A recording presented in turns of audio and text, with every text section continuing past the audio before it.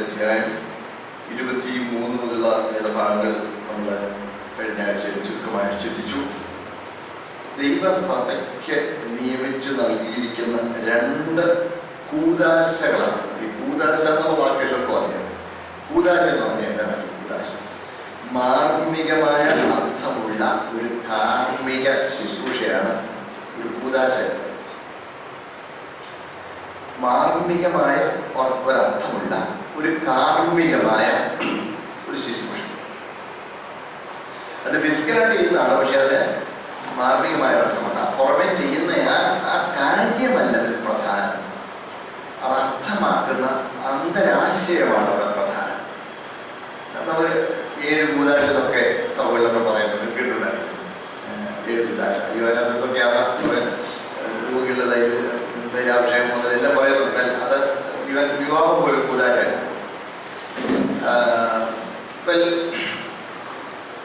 എന്നാൽ പ്രധാനമായിട്ടും രക്ഷാപദ്ധതിയുമായി ബന്ധപ്പെട്ടുള്ള ആത്മീയ ശുശ്രൂഷയിൽ 2 കൂദാശ. 1 സ്നാനം, 2 കർത്തൃനിർദ്ദേശം.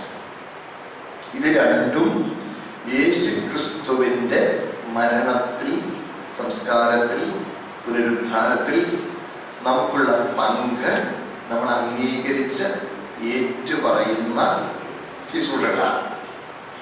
യേശു ക്രിസ്തുവിൻ്റെ മരണം, അതിലെനിക്ക് പങ്കുണ്ട്. സംസ്കാരത്തിൽ എനിക്ക് പങ്കുണ്ട്.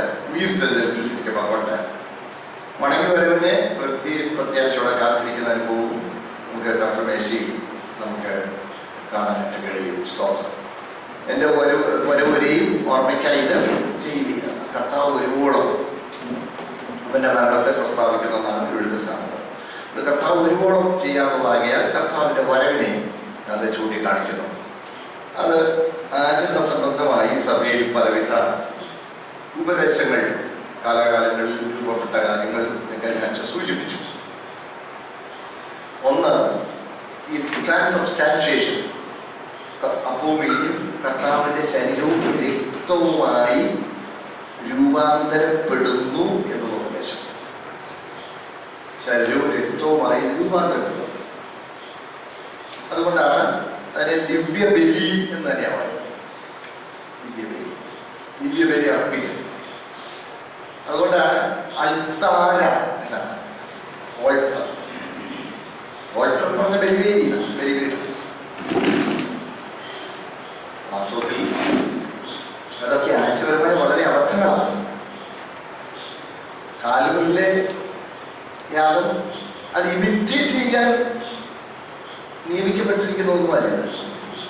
ഇതൊരു ബലിയായിട്ടല്ല. കർത്താവ് ആ അപ്പം കർത്താവ് ശരീരമാകുന്നില്ല, വീഞ്ഞ് കർത്താവ് വ്യക്തവുമാകുന്നില്ല. അങ്ങനെ യാതൊരു ചിന്ത കൊണ്ടാണ് ഇതൊന്നും ഒരു ഭാവനതയോടെയാണ്, ഒരു തരിപോലും താഴെ വിടാതെ വളരെ ഭവ്യതയോടെ അത് ചെയ്യുക. അത് 2-ാമതൊന്ന് കർത്താവിൻ്റെ അദൃശ്യമായ സാന്നിധ്യം ഇതിലുണ്ടാകുന്നു എന്നുള്ള ചിന്തയാണ്. The mystic presence of the Lord is within the bread and wine. കർത്താവിൻ്റെ അദൃശ്യ സാന്നിധ്യം ഇതിലുണ്ടാകുന്നു എന്നുള്ള ഉപദേശം. അതും വേദപുസ്തകം അംഗീകരിക്കുന്ന ഒരു കാര്യമല്ല. കർത്താവിൻ്റെ അദൃശ്യ സാന്നിധ്യം ഇതിലുണ്ടാകുന്നത് ആ മിസ്റ്റിക് പ്രസൻസ്. ഈവൻ മാർട്ടിൻ ലൂഥറും അങ്ങനെ പ്രഗത്ഭന്മാരായ പല സഭാപിതാക്കന്മാർ അങ്ങനെ വിശ്വസിച്ചവരാണ്. കർത്താവിന്റെ അദൃശ്യ സാന്നിധ്യം ഈ അപ്പത്തിലും വീഞ്ഞിലും ഉണ്ടാകുമെന്ന്. നമ്മൾ ചിലപ്പോൾ അങ്ങനെയൊക്കെ ചിന്തിക്കാൻ സാധ്യതയുണ്ട്. ഇത് ശുശ്രൂഷകനെടുത്ത് അതിനെ ഓർത്ത് ദൈവത്തെ സ്തുതിച്ച് പ്രാർത്ഥിച്ച് കഴിയുമ്പോൾ അതിലെന്തോ ഒരു അസ്വാഭാവികത, അസാധാരണത്വം ആ വസ്തുവിൽ പരിണമിക്കുന്നു എന്നുള്ള ചിന്ത, അതും വേദപുസ്തകം അംഗീകരിക്കുന്ന ഒരു കാര്യമല്ല. അത് പറയുമ്പോൾ എനിക്ക് ചിലപ്പോൾ അത് ഇച്ചിരി ബുദ്ധിമുട്ട് തോന്നുമായിരിക്കും അല്ലേ? അതിനൊരു അസ്വാഭാവികത ഉണ്ടോ? ഇല്ലേ? അപ്പത്തിൽ ഇച്ചിരി മാറ്റം വരത്തില്ലേ? എന്നൊക്കെയുള്ളൊരു ചിന്ത സ്വാഭാവികമായിട്ടും ഉണ്ടാകാം. അപ്പത്തിന് മാറ്റമൊന്നും വരുന്നില്ല. എന്നാൽ നമ്മൾ അതിന് റെപ്രസെന്റേറ്റീവ് വാല്യൂ ആണ്, പ്രാതിനിധ്യ മൂല്യമാണ്. പ്രാതിനിധ്യ മൂല്യം അത് അപ്പം കർത്താവിന്റെ തിരുശരീരത്തിന്റെ പ്രതീകമാണ്. വീഞ്ഞ് കർത്താവിന്റെ ചിന്തപ്പെട്ട തിരുരക്തത്തിന് പ്രതീകമാണ്, പ്രാതിനിധ്യ മൂല്യമാണ് ഈ വസ്തുക്കൾ ഉണ്ടാകുന്നത്. അതാണ് ആ വസ്തുക്കളിൽ അവസ്ഥാമാറ്റം ഒരളവ് വരെയും ഉണ്ടാകുന്നില്ല. കത്തോലിക്ക സഭയും മറ്റ് അങ്ങനെയുള്ള സഭകളിൽ അവസ്ഥാമാറ്റം ഉണ്ടാകുമെന്ന് പറയുമ്പോൾ അതിനകത്ത് അദൃശ്യമായ ദൈവിക സാന്നിധ്യം എഴുന്നള്ളി വസിക്കുമെന്നുള്ളൊരു ചിന്തയിലേക്ക് പ്രൊട്ടസ്റ്റന്റ് സഭയിലെ പല വിഭാഗങ്ങളും വന്നു എന്നുമാണ് ചിന്തിക്കുന്നവരുണ്ട്. കർത്താവിന്റെ അദൃശ്യമായ സാന്നിധ്യം ഇതവിടെ പ്രാർത്ഥിച്ചു കഴിയുമ്പോൾ അതിൽ എഴുന്നള്ളുന്നുണ്ട് എന്നുള്ളൊരു ചിന്ത, അതും തെറ്റാണ്. അപ്പൊ അത് ഒരു ചെറിയ അളവിൽ അതിന് അവസ്ഥ മാറ്റം വരുമല്ലേ? അങ്ങനെയും സംഭവിക്കുന്നില്ല. പിന്നെ അത് പ്രതിനിധീകരിക്കുന്നു. ഞാൻ കഴിഞ്ഞ ക്ലാസ്സിൽ ഒരു ഉദാഹരണത്തിനെ കുറിച്ച് പറഞ്ഞു, ഓർമ്മയുണ്ടെന്ന് വിശ്വസിക്കുന്നു. ഒരു നല്ലൊരു ഉദാഹരണമായിട്ട് നമുക്കതിനെ എടുക്കാം. നാഷണൽ ഫ്ലാഗ്, നമ്മുടെ ദേശീയ പതാക. ദേശീയ പതാക is still a piece of cloth or specified colors, that's all. ചുവപ്പും വെള്ളയും പച്ചയും 3 കഷ്ണം കൂട്ടി തുന്നി, അതേ ഉള്ളൂ. പക്ഷേ ഇത് കൂട്ടിത്തുന്നി അതൊരു നാഷണൽ ഫ്ലാഗ് ആവുമ്പോൾ അതിന് റെപ്രസെന്റേറ്റീവ് വാല്യൂ ഉണ്ടാവും, അതിനൊരു പ്രാതിനിധ്യ മൂല്യമുണ്ടാവും. അതിനെ അപമാനിക്കുക എന്ന് പറയുന്നത് രാജ്യത്തെ അപമാനിക്കുന്നതിന് തുല്യമാണ്. അത് വളരെ ഗൗരവമായി എടുക്കേണ്ട കാര്യമാണ്, അത് കുറ്റകരമാവും. ഇതുപോലെയാണ് സ്തോത്രം. എന്റെ ഓർമ്മയ്ക്കായി ഇത് ചെയ്യുന്നതെന്നാണ് നമ്മൾ ഇങ്ങനെ പറയാം. അതുകൊണ്ട് ഇതൊരു സ്മാരക ശുശ്രൂഷയാണ്, മെമ്മോറിയൽ മിനിസ്ട്രി, ഒരു സ്മാരക ശുശ്രൂഷയാണ്. വസ്തുമാറ്റം ഒരു അളവ് വരെയും അതിൽ സംഭവിക്കുന്നില്ല. ആട്രിബ്യൂട്ടഡ് വാല്യൂ, ആരോപിക്കുന്ന വലിയൊരു മൂല്യം അതിനുണ്ട്. സ്തോത്രം. ഞാൻ പറഞ്ഞത് എനിക്ക് വ്യക്തമായി വിശ്വസിക്കുന്നു. ഈ കർത്തൃമേശയുടെ ആചരണം കൊരിന്ത് സഭയിൽ വളരെ ലാഘവത്തോടെയുള്ള ഒരു ചടങ്ങായി അധം പതിച്ചു. വളരെ ലാഘവത്തോടെ അവരെടുക്കുന്ന ഒരു ചടങ്ങ് പോലെ അധം പതിച്ചു. 1-ാം നൂറ്റാണ്ടിൽ ഒരു ഫുൾ മീലും ആ മീലിന്റെ ഒടുവിലായിട്ടാണ് കർത്തൃമേശ നടത്തിയിരുന്നത്. ഒരു മുഴുവൻ വിരുന്ന് ആ വിരുന്നിന്റെ ഒടുവിൽ അങ്ങനെ നടത്തിയിരുന്നപ്പോൾ കൊരിന്ത് സഭയിലും അങ്ങനൊരു മീൽ തയ്യാറാണ്. പിന്നെ കുറച്ച് കഴിഞ്ഞപ്പോൾ ഓരോരുത്തർ അവരുടെ ഭക്ഷണം കൊണ്ടുവരും. ഓരോരുത്തർ അവരുടെ ഭക്ഷണം കൊണ്ടുവന്ന് ഒരുമിച്ച് കൂട്ടി പങ്കിട്ട് കഴിക്കുന്നതിന് പകരം ഓരോരുത്തർ അവരവരുടെ തന്നെ ഭക്ഷണം അങ്ങ് കഴിക്കുന്ന ഒരു സ്ഥിതിയിലേക്ക് അന്ന് ആരംഭിച്ചു.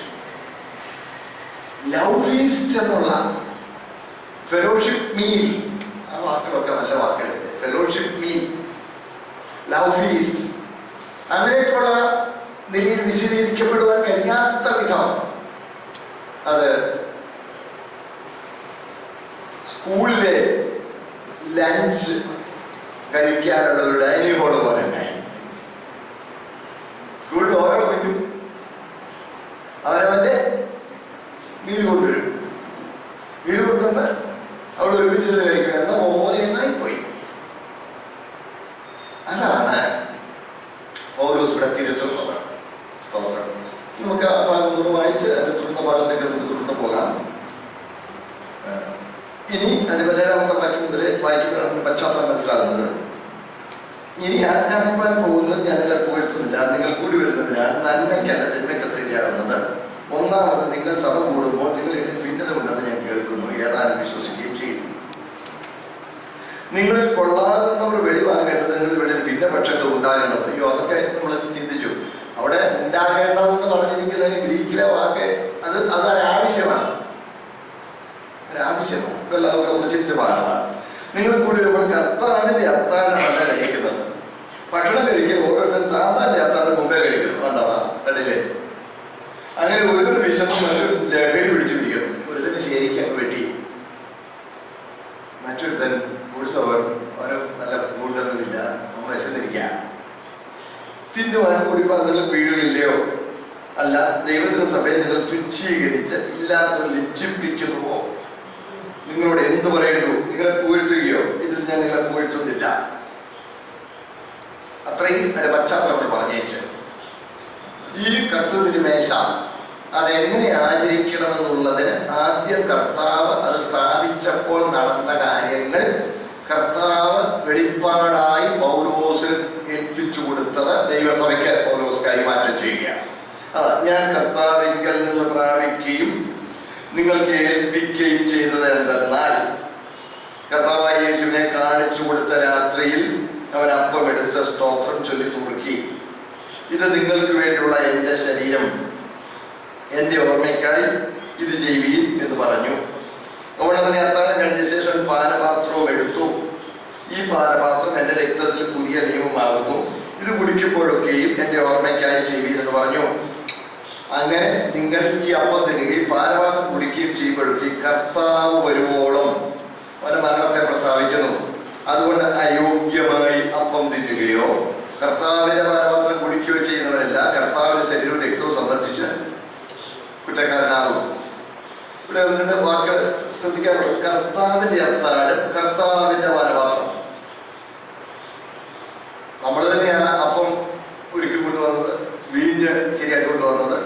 പക്ഷെ അതിവിടെ കൊണ്ടുവന്ന് ഈ ശുശ്രൂഷയിലെ ഘടകങ്ങളായി ദൈവസന്നിധിയിൽ അർപ്പിച്ചു കഴിയുമ്പോൾ അത് കർത്താവിന്റെ അത്താഴമാവും, അത് കർത്താവിന്റെ പാനപാത്രമാവും.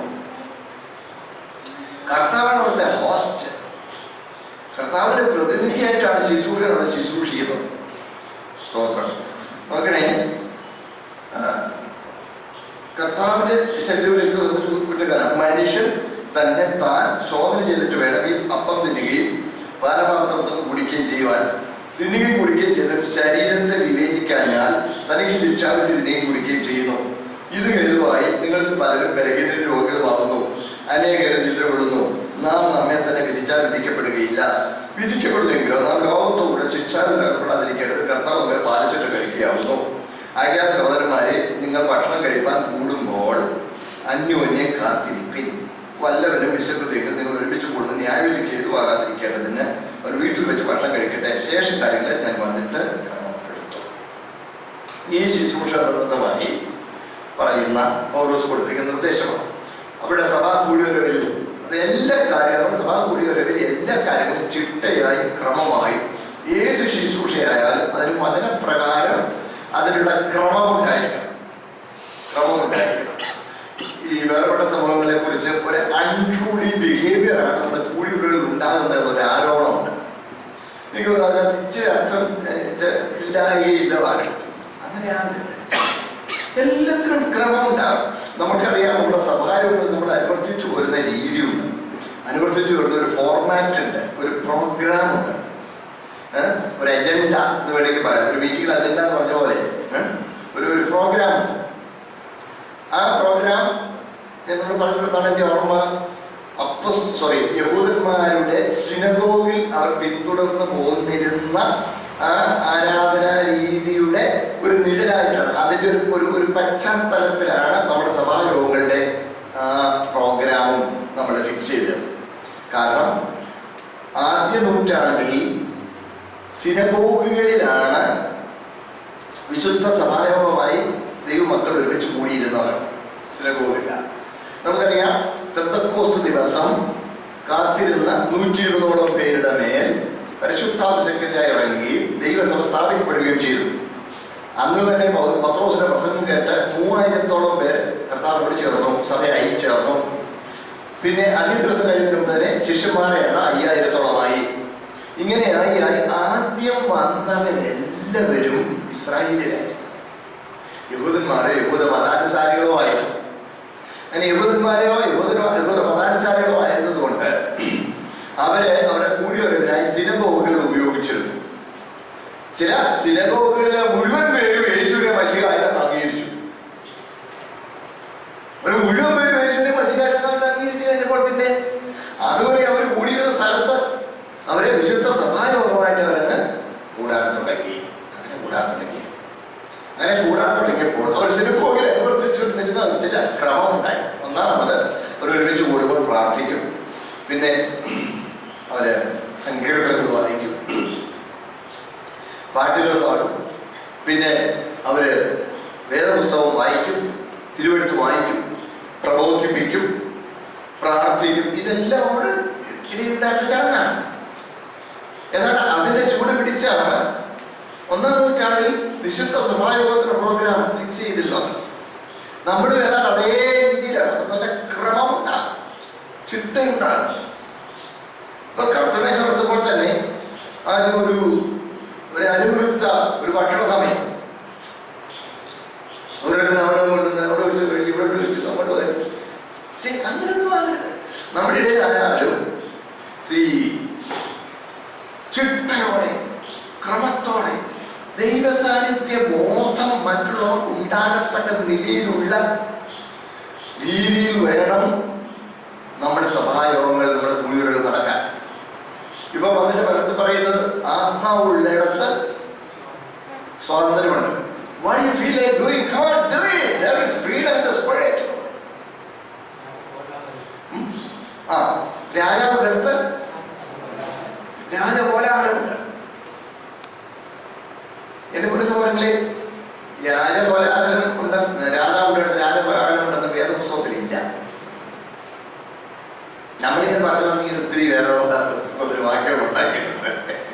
അവരുടെ വിശ്വാസം അവരെ രക്ഷിക്കും, ദുഷ്ടം പലപോലെ നടിക്കും, താപാരി ദൈവന്മാരി എന്ന് വേണ്ട ഈ ഒത്തിരി നമ്മൾ ഒത്തിരി വാക്യങ്ങൾ നമ്മളുണ്ടാക്കി. അങ്ങനെ ഉണ്ടാക്കിയ ഒരു വാക്യമാണ് രാജാവിൻ്റെ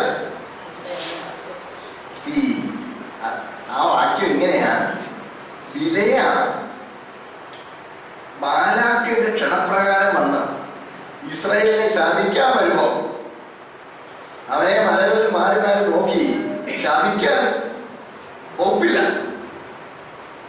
അവൻ ഇസ്രായേലിനെ അനുഗ്രഹിക്കുക. അങ്ങനെ അനുഗ്രഹിക്കുന്ന കൂട്ടത്തിൽ പറഞ്ഞ ഒരു വാക്യമാണ് രാജകോലാഹലം അവരുടെ നടുവിൽ. ഇസ്രായേലിന്റെ നടുവിലത്തെ കാര്യമാണ് പറഞ്ഞത്.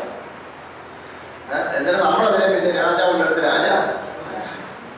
രാജകോലാഹലം എന്ന് പറഞ്ഞാലും രാജകോലാഹലം എന്ന് പറഞ്ഞാൽ അൺട്രൂളി ബിലീവല്ല, ആരവാരമല്ല, കൊള്ളാം. ഒരു രാജാവ് പോലെയുള്ള ഒരു ഏകാധിപതിയായ ഒരാൾ ഇരിക്കുന്നിടത്ത് തോന്നിയവർ പെരുമാറുമോ? ഇന്ന് സ്കൂളിൽ സോനന്മാർ പറയായിരുന്നു, 1.5 മണിക്കൂർ എന്നും കാണിക്കാം, അതാണ് ആരാധന എന്ന് പറഞ്ഞൊരു സമയമുള്ളത്. കോട്ടയത്തെ കാര്യം എഴുന്നേറ്റ് ഇന്ന് 1.5 മണിക്കൂറാണ് പാഠം. സകല വാദ്യോപകരണങ്ങളെ അകമ്പടിയോടി എക്കോ ഇഫക്റ്റൊക്കെ കൊണ്ടിട്ട് 1.5 മണിക്കൂർ തകർപ്പൻ പരിപാടി. അവിടെ എല്ലാം ഇതോ ഫ്രീഡം ചെയ്യണം. അങ്ങനെയാകരുത്. കൊരിന്തിലാണ് അതുപോലെ ഒരു ഇച്ചിരി ഒരു അൺട്രൂളി ബിഹേവിയർ കർത്തൃമേശയോടനുബന്ധിച്ച് പോലും ഉണ്ടായി. ചിട്ടയായിട്ട് കാര്യങ്ങൾ ക്രമീകരിക്കുക.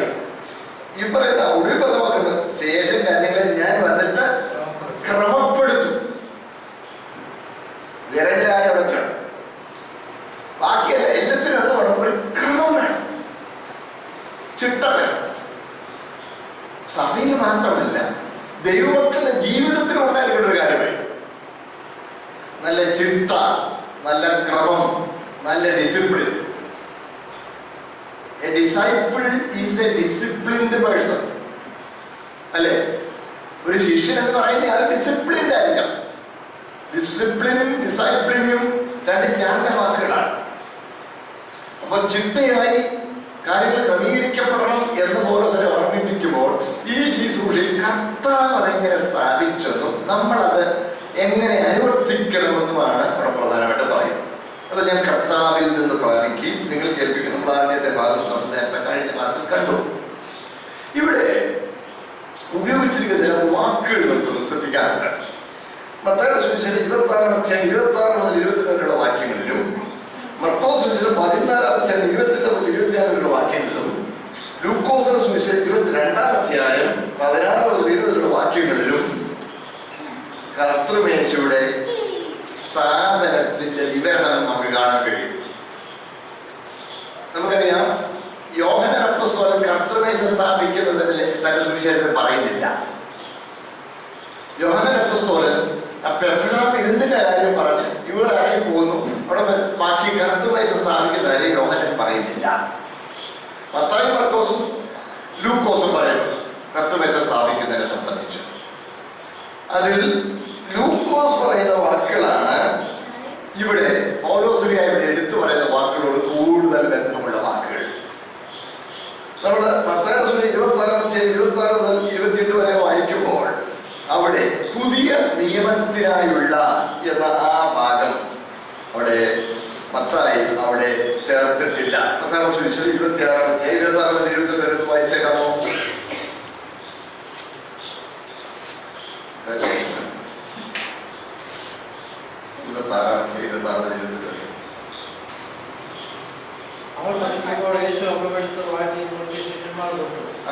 വാങ്ങി ഭക്ഷിപ്പിൻ, ഇതെന്റെ ശരീരമെന്ന് പിന്നെ പാനപാത്രം എടുത്ത് സ്തോത്രം ചെയ്ത് അവർ കൊടുത്തു. എല്ലാവരും ഇതിൽ നിന്ന് കുടിപ്പിൻ, ഇത് അനേകർക്ക് വേണ്ടി പാപമോചനത്തിനായി ചൊരിയുന്ന പുതിയത്തിലുള്ള എന്റെ രക്തം, എന്റെ പിതാവിന്റെ രാജ്യത്തിൽ. മനസ്സിലായി, താങ്ക് യു. പുതിയ നിയമത്തിലുള്ള എന്റെ അനേകർക്ക് വേണ്ടി ചൊരിയുന്ന പുതിയ നിയമത്തിലുള്ള എന്റെ രക്തം എന്ന് പറഞ്ഞു. ഇനി മർക്കോസിന് ശേഷം 14-ാം അധ്യായം 22 മുതൽ 24 വായിക്കുമ്പോൾ അവർ ഭക്ഷിക്കുമ്പോൾ അവൻ അപ്പം എടുത്ത് വാഴ്ത്തി മുറുക്കി അവർക്ക് കൊടുത്തു. വാങ്ങി ഇത് എന്റെ ശരീരം എന്ന് പറഞ്ഞു. പിന്നെ പാനപാത്രം എടുത്ത് സ്തോത്രം ചൊല്ലി അവർക്ക് കൊടുത്തു. എല്ലാവരും അതിൽ നിന്ന് കുടിച്ചു. ഇത് അനേകർക്ക് വേണ്ടി ചൊരിയുന്നതായി നിയമത്തിനുള്ള എന്റെ. എന്നാൽ ലൂക്കോസ് പറയുമ്പോൾ പൗലോസ് പറയുന്നതുമായിട്ട് വളരെ അടുത്ത ബന്ധമുള്ള നിലയിലാണ് ലൂക്കോസ് തന്റെ ലേഖനത്തിൽ തന്റെ സുവിശേഷത്തിൽ പറയുന്നത്. 22-ാം അധ്യായം അതിന്റെ 16 മുതൽ 20 വരെയുള്ള വാക്യങ്ങളിൽ ലൂക്കോസ് പറയുന്ന വാക്ക് ഇങ്ങനെയാണ്: ഇത് അത് ദൈവരാജ്യം നിമിത്തം ഉടനെ അത് കഴിക്കില്ലായിരുന്നു എന്നോട് പറയുന്നത് പറഞ്ഞു. പിന്നെ പാനപാത്രം എടുത്തു വാഴ്ത്തി ഇത് വാങ്ങി പങ്കിട്ടുകൊള്ളുവിൻ, ദൈവരാജ്യം വരുവോളം ബുദ്ധിമുട്ടുള്ള അനുഭവം ഇന്ന് മുതൽ കുടിക്കില്ലേ ഞാൻ നിങ്ങളോട് പറയുന്നു. പിന്നെ അപ്പം എടുത്ത് വാഴ്ത്തി കൊടുക്കി അവർ കൊടുത്തു. ഇത് നിങ്ങൾക്ക് വേണ്ടി നൽകുന്ന എന്റെ ശരീരം, എന്റെ ഓർമ്മയ്ക്കായി ഇത് ചെയ്യുവിനെന്ന് പറഞ്ഞു. അവിടെ തന്നെ അത്താഴം കഴിച്ച ശേഷം പാനപാത്രം കൊടുത്തു. ഈ പാനപാത്രം നിങ്ങൾക്ക് വേണ്ടി ചൊരിയുന്ന എന്റെ രക്തത്തിലെ പുതിയ നിയമമാകുന്നു. എന്റെ രക്തത്തിലെ പുതിയ നിയമം. ഒരിക്കൽ അയാളാണ് അതേ വാക്കുകളാണ് പൗലോസ് പറഞ്ഞത്. ഇവിടെ ഞാൻ നിങ്ങളോട് പറഞ്ഞിട്ടുണ്ടോ എന്റെ ഓർമ്മ, ലൂക്കോസ് ഇവിടെ ആദ്യം ഒരു പാനപാത്രം എടുത്തിട്ട് പിന്നെ അപ്പം പിന്നൊരു പാനം. അങ്ങനെ പറയുന്നത് പെസഹ വിരുന്നിൽ 4 പാനപാത്രങ്ങൾ ഇങ്ങനെ സർക്കുലേറ്റ് ചെയ്യുന്നുണ്ടായിരുന്നു. അതിൽ 2ാമത്തെ പാനപാത്രം സർക്കുലേറ്റ് ചെയ്യുന്ന കാര്യമാണ് ആദ്യം പറയുന്നത്. അത് കഴിഞ്ഞാണ് അപ്പം കർത്തൃമേശ സ്ഥാനം. അനുഗ്രഹപാത്രം എന്ന് പറഞ്ഞിരിക്കുന്നത് കൊണ്ട് 3ാമത്തെ പാനപാത്രത്തിന് അവർ പറഞ്ഞിരുന്ന പേരാണ് അനുഗ്രഹപാത്രം എന്ന പേര്. അതുകൊണ്ട് 3ാമത്തെ പാനപാത്രം നിറച്ച് ഇങ്ങനെ അതാണ് പ്രത്യേക സ്തോത്രം ചെയ്തിട്ട് കർത്താവ് ശിഷ്യന്മാരെ കൊടുക്കുന്നത്. 3ാമത്തെ പാനപാത്രം.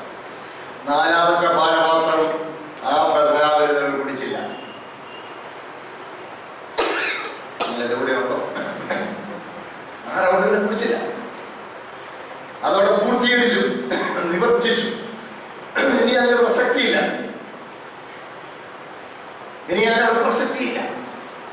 പൂർത്തീകരിച്ചു. സ്തോത്രം. അപ്പോൾ ഇവിടെ പറയുന്നത് ഒരു പുതിയ നിയമം, ഈ രക്തം കൊണ്ട് പുതിയ നിയമം സ്ഥാപിക്കപ്പെടുകയാണ്. ആ പുതിയ നിയമം സ്ഥാപിക്കുവാനായിട്ടാണ് കർത്താവ് തന്റെ രക്തം ചൊല്ലുന്നത്. ആ പുതിയ നിയമം സ്ഥാപിക്കാൻ രക്തത്താൽ സ്ഥാപിക്കപ്പെടുന്ന നിയമമാണ് ഏറ്റവും ഉറപ്പുള്ളത്. അത് നമ്മൾ കണ്ടല്ലോ, യാതൊരു രക്തം രക്തം ഒഴുകി, ആ രക്തം നിയമത്തിന്റെ രക്തമാണ്. നിയമത്തിന്റെ രക്തം എന്നാണ് കർത്താവ് തന്നെ പറഞ്ഞത്.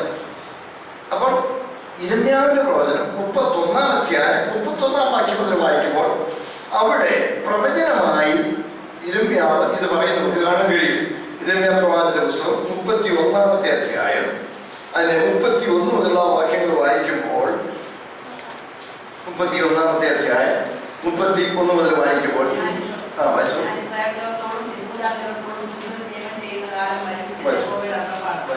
ഞാൻ അവരുടെ പിതാക്കന്മാരെ കൈക്ക് പിടിച്ച് ഇസ്രായേൽ ദേശത്ത് നിന്ന് കൊണ്ടുവന്ന നാളിൽ ഞാൻ അവരോട് ചെയ്ത നിയമം പോലെയല്ല.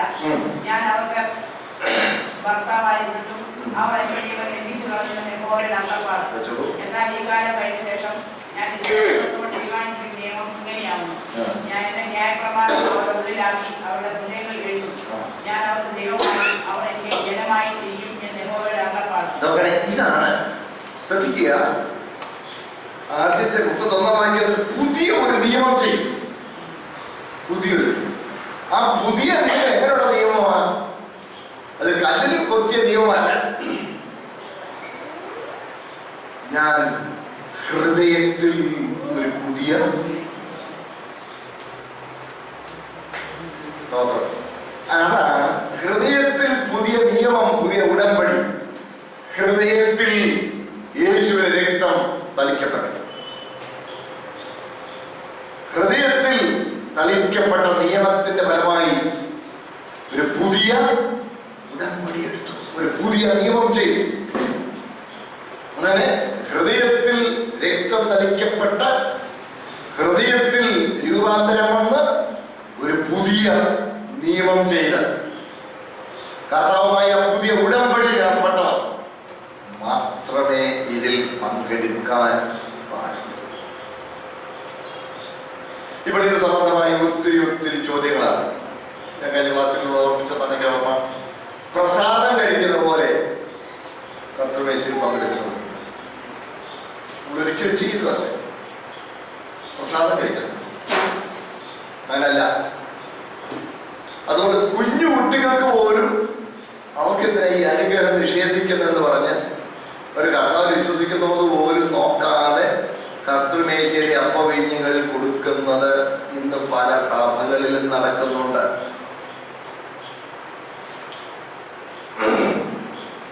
മറ്റ് പല സഭകളിലും കുഞ്ഞായിരിക്കുമ്പോൾ തളിക്കും. അത് കഴിഞ്ഞ് ആദ്യ കുർബാന എന്ന് പറയുന്ന അവർ ഇച്ചിരി ഗൗരവം കൊടുത്താലേ, അയ്യോ വേർപെട്ട സമൂഹം എന്ന് പറയുന്ന സമൂഹത്തിൽ ഒന്നും നോക്കാതെ ഈ അനുഗ്രഹം യേശു വിശ്വസിക്കുന്നവരെല്ലാം എടുത്തോ എന്ന് പറയുന്ന ഓപ്പൺ ഫെലോഷിപ്പ് എന്നൊക്കെ അവരെ പറയുന്നു. ഓപ്പൺ ടേബിൾ, ഓപ്പൺ ഫെലോഷിപ്പ് എന്നൊക്കെ പറയും. Open church, open fellowship, open table എന്നൊക്കെ പറയും. നമ്മളൊരിക്കലും ചെയ്യാൻ പാടില്ല. ശ്രദ്ധിച്ച്, 2 കാർമ്മിക ശുശ്രൂഷകളാണ് സഭയ്ക്കുള്ളത്. ഒന്നാമത്തത് സ്നാനവും, രണ്ടാമത്തെ കർത്തൃമേശയും. സ്നാനം ഒരിക്കലായി ചെയ്യണം, ഒരിക്കലായി ചെയ്യണം. കർത്തൃമേശ കർത്താവ് വരുവോളം ആവർത്തിക്കണം. തിരുവഴുത്തിൽ കൂടി വരുമ്പോഴൊക്കെയും എന്ന് കർത്തൃമേശയുടെ ആചരണത്തെ കുറിച്ച് പറഞ്ഞിട്ടില്ല. നമ്മളിങ്ങനെ മുമ്പ് പറഞ്ഞ പോലെ നമ്മൾ തന്നെ ഉണ്ടാക്കിയ ഒരു വാക്യമാണ്. കൂടി വരുമ്പോഴൊക്കെ എൻ്റെ ഓർമ്മയ്ക്ക്, അങ്ങനെ ബൈബിളിലില്ല. കൂടി വരുമ്പോഴൊക്കെയും എൻ്റെ ഓർമ്മയ്ക്കാൻ ചെയ്യുന്നതെന്ന് പറഞ്ഞാൽ ഈ ബൈബിൾ ക്ലാസ് എടുക്കുമ്പോഴും ആദ്യം എന്ത് ചെയ്യേണ്ടി വരും? കർത്തൃമേശ നടത്തേണ്ടി വരും. കൂടി വരുമ്പോഴൊക്കെയും എന്ന് തിരുവഴുത്തിലില്ല.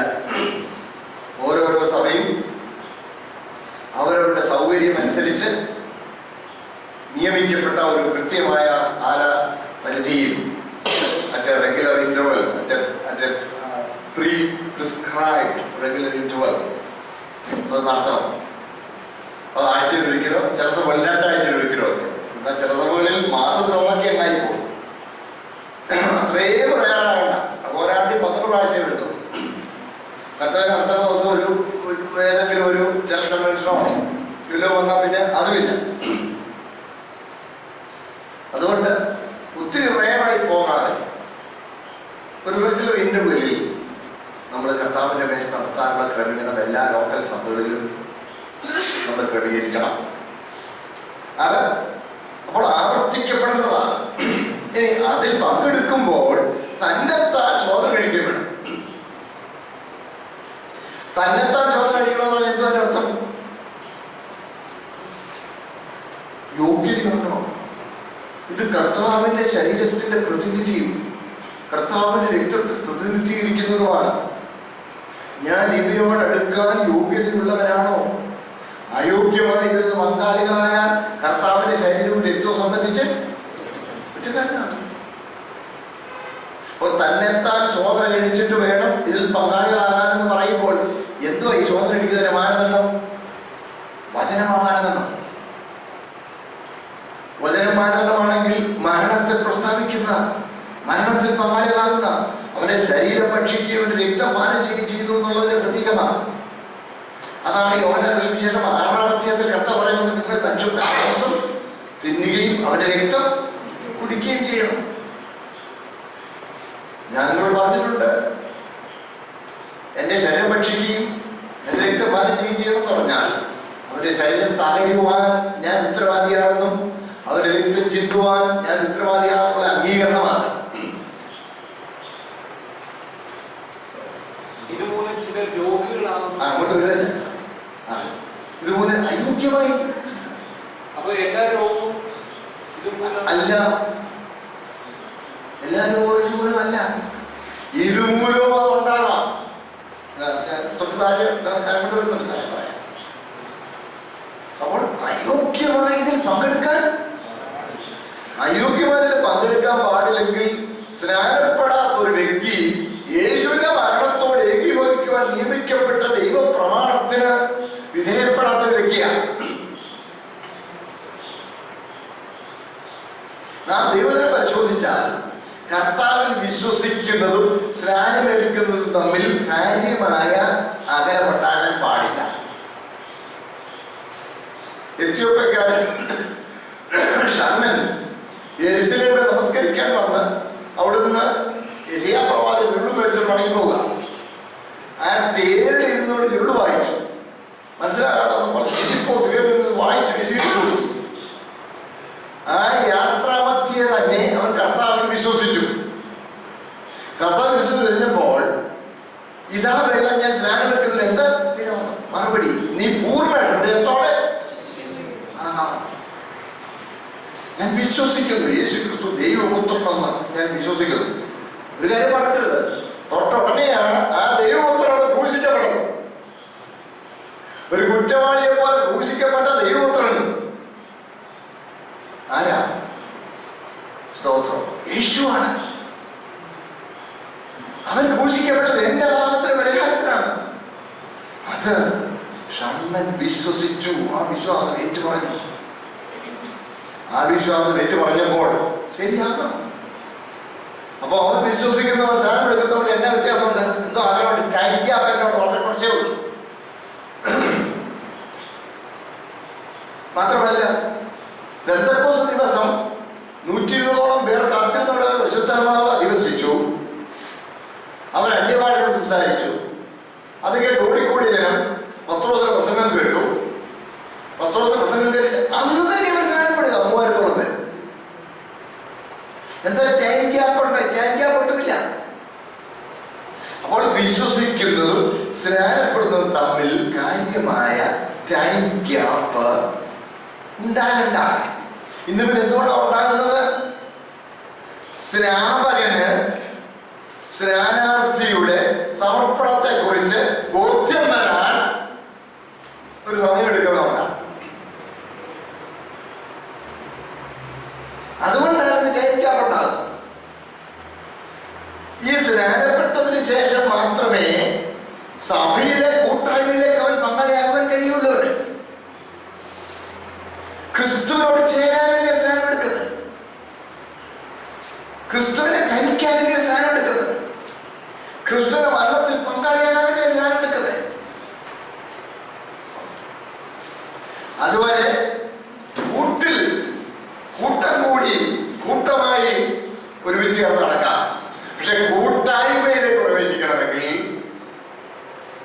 സ്നാനത്തിൽ കർത്താവിനെ അനുസരിക്കണം. തിരുവത്താഴ് കർത്താവ് ഇത് ഞാൻ വരുമ്പോഴും എൻ്റെ ഓർമ്മയ്ക്ക് അയച്ചു പറഞ്ഞു, യോഹന്നാന്റെ സുവിശേഷത്തിൽ പറഞ്ഞ കർത്താവ് താൻ ആരെയും സ്നാനപ്പെടുത്തിയില്ലതാണ്. അപ്പം അവിടെ തിരുവത്താഴ് സ്ഥാപിച്ചതുപോലെ ഇതും കർത്താവ് സ്നാനപ്പെടുത്തി, ഇത് ഞാൻ ദൃഷ്ടാന്തമായി ചെയ്യുന്നു, നിങ്ങളെല്ലാവരും സ്നാനപ്പെടണം എന്നുള്ളത് ചെയ്ത് കാണിക്കാഞ്ഞതുകൊണ്ട് ഒരു സംശയം നിൽക്കുന്നു. മനസ്സിലായി. ഇതായിപ്പോ സാബുസാദ് ചോദിച്ചതാണ് ഒത്തിരി പേര് പറയുന്നത്. യോഹന്നാന്റെ സുവിശേഷത്തിലാണ് കർത്താവ് താനും ആരെയും സ്നാനപ്പെടുത്തിയില്ല എന്നുള്ളതാണ്. യോഹന്നാന്റെ ശുശ്രൂഷയും കർത്താവിന്റെ ശുശ്രൂഷയും ഈ രണ്ടുപേരുടെയും ശുശ്രൂഷയും ചില ഓവർലാപ്പ് ചെയ്ത് കിടന്ന ഒരു ചെറിയ കാലമാണ്. ഓവർലാപ്പ് ചെയ്ത് കിടന്നെന്ന് പറഞ്ഞാൽ ഒരു ഇച്ചിരി അങ്ങോട്ട് കയറി കിടന്ന ഒരു ചെറിയൊരു കാലം ഉണ്ടായിരുന്നു. ആ ചെറിയ കാലം, ആ കാലത്തിന്റെ റിപ്പോർട്ട് പറയുമ്പോഴാണ് കർത്താവ് തന്നെ ആരെയും സ്നാനപ്പെടുത്തിയില്ല. യോഹന്നാന്റെ സുവിശേഷം 3-ാം അധ്യായത്തിന്റെ 22-ാം വാക്യം വായിച്ചു.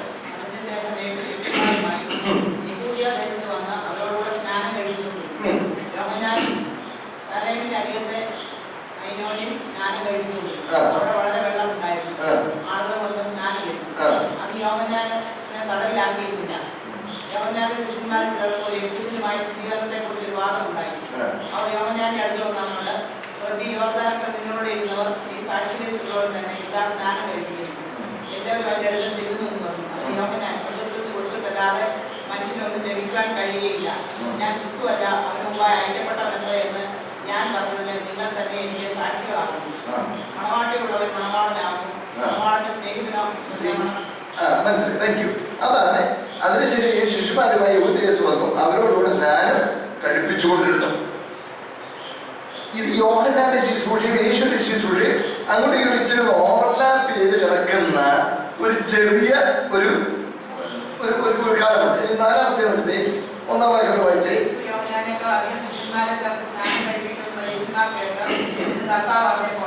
ശിഷ്യന്മാർ അല്ലാതെ യേശു തന്നെ സ്നാനം കഴിപ്പില്ലാതാണ്. അവൻ യഹൂദദേശം വിട്ട പിന്നെ ഗലീലയ്ക്ക് യാത്രയായി. അവൻ ശബരിയെ കൂടി കടന്നു. ഇപ്പൊ ഈ രണ്ടുപേർ അവിടെ വായിക്കുമ്പോൾ കാര്യത്തിൽ ഒരു കൃത്യമായ ചിത്രം കിട്ടും. 3-ാമത്തെ വായിക്കുമ്പോൾ യേശു അവസാനം കഴിപ്പിക്കും. പക്ഷെ 4-ാം അധ്യായത്തിൽ വരുമ്പോൾ അത് കൂടുതൽ ക്ലിയർ ആക്കാം. അപ്പൊ നമുക്ക് വേദപുസ്തകത്തിൽ ഒരു വാക്യം മാത്രം എടുത്തുകൊണ്ട് പോയി നമ്മളൊരു വാക്യം ഒരു കാര്യം സ്ഥാപിക്കാൻ തുടങ്ങിയത്. ഇതെല്ലാം കഴിഞ്ഞു. ശ്രദ്ധിക്കണേ, കർത്താവിന്റെ ശിഷ്യന്മാരെല്ലാവരും യോഹന്നാന്റെ സ്നാനം ഏറ്റവരാണ്. കർത്താവിന്റെ ശിഷ്യന്മാരെല്ലാവരും യോഹന്നാന്റെ സ്നാനം ഏറ്റവരായിരുന്നു. കാരണം യോഹന്നാന്റെ ശിഷ്യന്മാരിൽ പലരാണ് കർത്താവിനെ അനുഗമിക്കാൻ തുടങ്ങിയത്. അത് കഴിഞ്ഞു. കർത്താവ് സ്നാനത്തിന്റെ ഉപദേശം കൊടുക്കുന്ന എപ്പോഴാണെന്ന് അറിയാമോ? ഏറ്റവും കാരണം ഈ സ്നാനത്തിന്റെ ഉപദേശം നമ്മുടെ സ്വർഗ്ഗാരോഹണം തൊട്ട് മുമ്പാണ്. സ്നാനത്തിൽ എന്തൊക്കെയാ സംഭവിക്കുന്നത്? സ്നാനം മരണത്തോടും അടക്കത്തോടും പുനരുത്ഥാനത്തോടേക്ക് വരും. ആ റോമാലേഖനം 6-ാം അധ്യായത്തിൽ വായിക്കും. റോമാലേഖനം 6-ാം അധ്യായം വായിക്കുമ്പോൾ മരണത്തോടും അടക്കത്തോടും പുനരുത്ഥാനത്തോടും ഏകീഭവിക്കുന്നതാണ് സ്നാനം നമുക്ക് കാണാൻ കഴിയും. അല്ലെ, യേശു ക്രിസ്തു ജനങ്ങൾ സ്നാനത്തിന്റെ മരണത്തിൽ പങ്കാളിൽ സ്നാനിപ്പിക്കാൻ അറിയുന്നില്ല. അങ്ങനെ അവന്റെ മരണത്തിൽ പങ്കാളിൽ തന്നെ സ്നാനത്താൽ അവരോട് കുഴിച്ചിടപ്പെട്ടു. ക്രിസ്തു മരിച്ചൊരു പിതാവിനെ ജീവിച്ചെഴുന്നേറ്റതുപോലെ നാം ജീവന്റെ പുതുക്കത്തിൽ നടക്കരുത് തന്നെ. അവന്റെ മരണത്തിന്റെ സാദൃശ്യത്തോട് ഏകീഭവിച്ചവരായെങ്കിൽ പുനരുത്ഥാനത്തിന്റെ സാദൃശ്യത്തോടും ഏകീഭവിക്കും. അപ്പൊ മരണത്തോടും അടക്കത്തോടും പുനരുത്ഥാനത്തോടും ഏകീഭവിക്കാൻ ജീവിക്കപ്പെട്ടിരിക്കുന്ന ശിശുവാണ് സ്നാനം. ആ സ്നാനത്തിന്റെ ഉപദേശം കൊടുക്കുന്നത് പ്രസക്തമാകണമെങ്കിൽ പുനരുത്ഥാനം ചെയ്ത ശേഷം കൊടുത്തേ കഴിയുള്ളൂ. സ്നാനത്തിന്റെ ഉപദേശം പുനരുത്ഥാനത്തിന് ശേഷമാണ് കർത്താവ് കൊടുത്തത്. ശ്രദ്ധിക്കണേ, ഇനി പുതിയ നിയമസഭ സ്ഥാപിക്കപ്പെടുന്നത് അല്ലെ സഭയുടെ ആരംഭം എന്ന് പറയുന്നത് പെന്തക്കോസ്ത് ദിവസമാണ്. പെന്തക്കോസ്ത് ദിവസം അതിനുശേഷമാണ് ഇവർ കർത്തൃമേശ ആചരണവും മറ്റും തുടങ്ങുന്നത്. അതുവരെ അവർ പിതാവിനോട് കേട്ട വാഗ്ദത്തത്തിനായി അവര് കാത്തിരിക്കുക. അപ്പോൾ ആ കാത്തിരിക്കുന്ന ഇടവേളയിൽ സ്വർഗ്ഗാരോഹണം ചെയ്ത കർത്താവ് അവർക്ക് കൊടുത്ത ഉപദേശപ്രകാരം അവര് സ്നാനത്തിന് വിധേയപ്പെട്ടിരുന്നിരിക്കും തീർച്ചയായും. കാരണം പൗലോസ് സ്നാനപ്പെടുന്ന നമുക്ക് തിരുവനന്തപുരത്തിൽ വ്യക്തമായിട്ട് കാണാൻ കഴിയും, ഇല്ലേ? പൗലോസ് സ്നാനപ്പെടുന്ന തിരുവനന്തപുരത്തിൽ വ്യക്തമായിട്ട് കാണുന്നുണ്ട്. അവിടെ അല്ലെങ്കിൽ പറയാം അപ്പോസ്തലന്മാരുടെ സ്നാനത്തിന് ആവശ്യമില്ല പറഞ്ഞേ. പൗലോസ് സ്നാനപ്പെടുന്ന തിരുവനന്തപുരത്തിൽ വ്യക്തമായി കാണുന്നത് കൊണ്ട് മറ്റ് അപ്പോസ്തലന്മാരും തീർച്ചയായും സ്നാനപ്പെട്ടിരിക്കും എന്നുള്ളത് നമുക്ക് വ്യക്തമായിട്ട് ബോധ്യപ്പെടാൻ കഴിയും. അതെ, 19 ഏത് സ്നാനമാണ് ഞങ്ങള് എപ്പോഴാണ് ചോദിക്കുന്നത് അറിയാമോ? അതായത് ഞങ്ങള് പരിശുദ്ധാത്മ ഉണ്ടെന്ന് പോലും കേട്ടില്ലെന്ന് പറയുന്നു. അപ്പൊ ശരിക്കും കർത്താവിന്റെ സ്നാനം, അതായത് ക്രിസ്തീയ സ്നാനം സ്വീകരിച്ചതായിരുന്നെങ്കിൽ പരിശുദ്ധാത്മ കേട്ടിന് പിതാവിന്റെ പുത്രന്റെ പരിശുദ്ധാത്മ കേട്ടിട്ട് പോലും ഇല്ലെങ്കിൽ നിങ്ങൾ പിന്നെ ഏതാ സ്നാനം?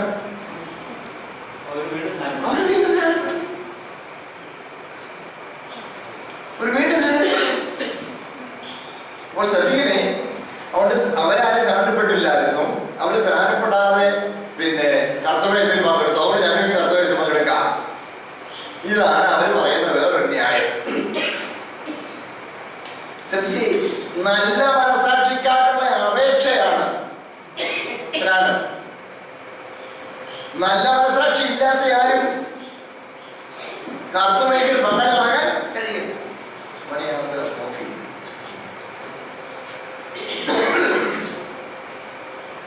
നല്ല മനസാക്ഷിക്കായ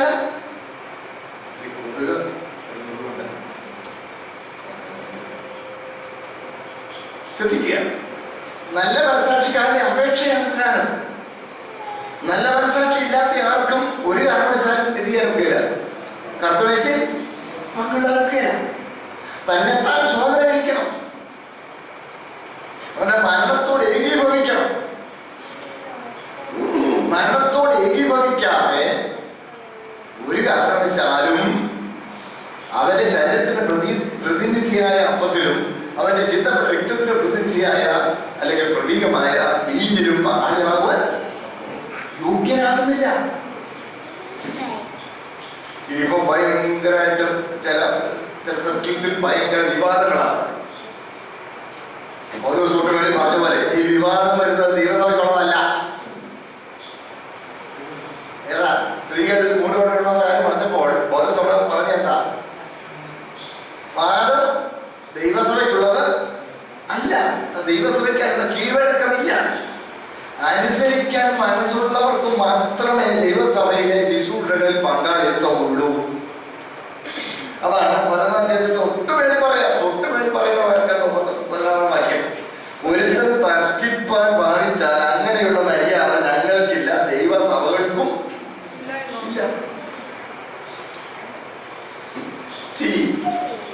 സ്നാനം രക്ഷാ സന്ദേശത്തിന്റെ മാറ്റപ്പെടാൻ കഴിയാത്ത ഘടകം. ശരിയല്ലേ? കാരണം ഇപ്പൊ ഞാൻ പരാമർശിച്ചതിനെ എടുത്തോളൂ. എത്യോപ്യ രാജ്ഞിയുടെ ധനകാര്യമന്ത്രിയായ ഷണ്ണൻ യെരൂശലേമിൽ നമസ്കരിച്ച് തിരിച്ചു പോകുന്ന വഴിയിൽ നമ്മളവിടെ വായിക്കുന്നത്, ഈ തിരുവഴുത്തിനെ ആധാരമാക്കി ഫിലിപ്പോസ് അവനോട് യേശുവിനെ കുറിച്ചുള്ള സുവിശേഷം പറഞ്ഞെന്നാണ് പറയുന്നത്. യേശുവിനെ കുറിച്ച് 8-ാം അധ്യായം എടുത്തു. 8-ാം അധ്യായം പ്രവൃത്തി 8:35 വായിച്ചു. 36-15 വായിച്ചു.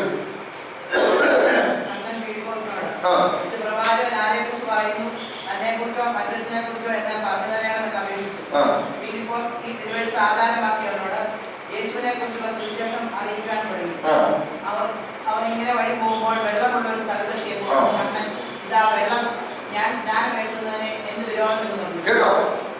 എന്തോ പറഞ്ഞ സുവിശേഷം പറഞ്ഞു. ഉപദേശം, അടിസ്ഥാന ഉപദേശങ്ങൾ പഠിപ്പിച്ചതാണോ? സുവിശേഷം പറഞ്ഞു. സുവിശേഷം പറഞ്ഞു ചോദിക്കുക, ഇതാ പറഞ്ഞു സ്നാനപ്പെട്ടോട്ടെ. അപ്പൊ സുവിശേഷത്തിൽ എന്താ ഉണ്ട്?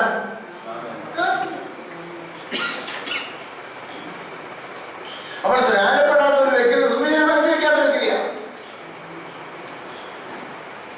സുവിശേഷം അനുസരിക്കാത്ത വ്യക്തി ക്രിസ്തുവിനായ ആളല്ല. ക്രിസ്തുവിനായ ആളിലുള്ള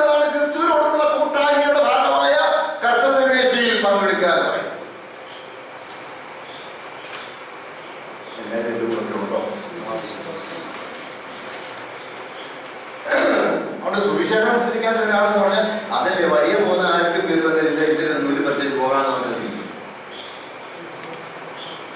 ഒരർത്ഥത്തിൽ പറഞ്ഞാൽ ഇന്ത്യയിൽ നല്ല ദൈവഭക്തരാണ് എല്ലാവരും. ഇതെന്ന് പറഞ്ഞാൽ അവർ ദൈവഭക്തിയുള്ളവരെ ഇന്ത്യയാണ്. ഈ ചില പാശ്ചാത്യ പോലെ മെറ്റീരിയലിസത്തിൽ വലിയ പ്രാധാന്യം കൊടുക്കുന്ന ആളല്ല ഇന്ത്യയിൽ. നല്ല ഞാൻ പറഞ്ഞതിൽ കുറേ പ്രശ്നം ഉണ്ടായിരുന്നു. ഉൾഗ്രാമങ്ങളിൽ ഗ്രാമവാസികൾ ഈ ഒരു പറഞ്ഞാൽ യേശു ഭഗവാൻ എന്ന് പറഞ്ഞാൽ യേശു ഭഗവാൻ എന്ന് പറഞ്ഞാൽ എല്ലാ ഭക്തിയാണ്. ഉപദേശിക്കാന്ന് പറഞ്ഞാൽ എന്തോ ഒരു ആദരവ്, എന്തോ പാതിരിയുള്ള അയ്യോ ആദരവ്. ഇവിടെയാ പിന്നെ ഉപദേശമാണ് പെടാത മനോഭാവമാണ്. അവിടെ ആദരവ് എന്തിനാ പറയുന്നത്? പഞ്ചാബിലെ ഉൾഭാഗങ്ങളിലൊന്നും കർത്താവിന്റെ വേലക്കാർക്ക് ആർക്കും ഭക്ഷണദാനം ഒന്നും വില മേടിക്കണം. വില കൊടുക്കും. ദൈവത്തിന് കാഴ്ച കൊടുക്കുന്ന പോലെ ഒന്നും കൊടുക്കില്ലേ? അത്രയും ആദരവ്. ഇങ്ങനെ കർത്താവിനെ ബഹുമാനിക്കുന്ന യേശു ക്രിസ്തുവിനെ കുറിച്ച് കേൾക്കുമ്പോൾ ആദരവോടെ കൈകൂപ്പുന്ന ആളുകൾക്ക് ഇതിനകത്ത് ഇത്തരം പങ്കെടുക്കുന്നത് ഏതാ എനിക്ക് തോന്നുന്നത് ഇവിടെ നമ്മളിൽ പലരേക്കാൾ അവരായാലും. പക്ഷെ എന്തുകൊണ്ട് എടുക്കാൻ പാടില്ല? ഒരു ക്രിസ്തുവിലായില്ല. അതുകൊണ്ട്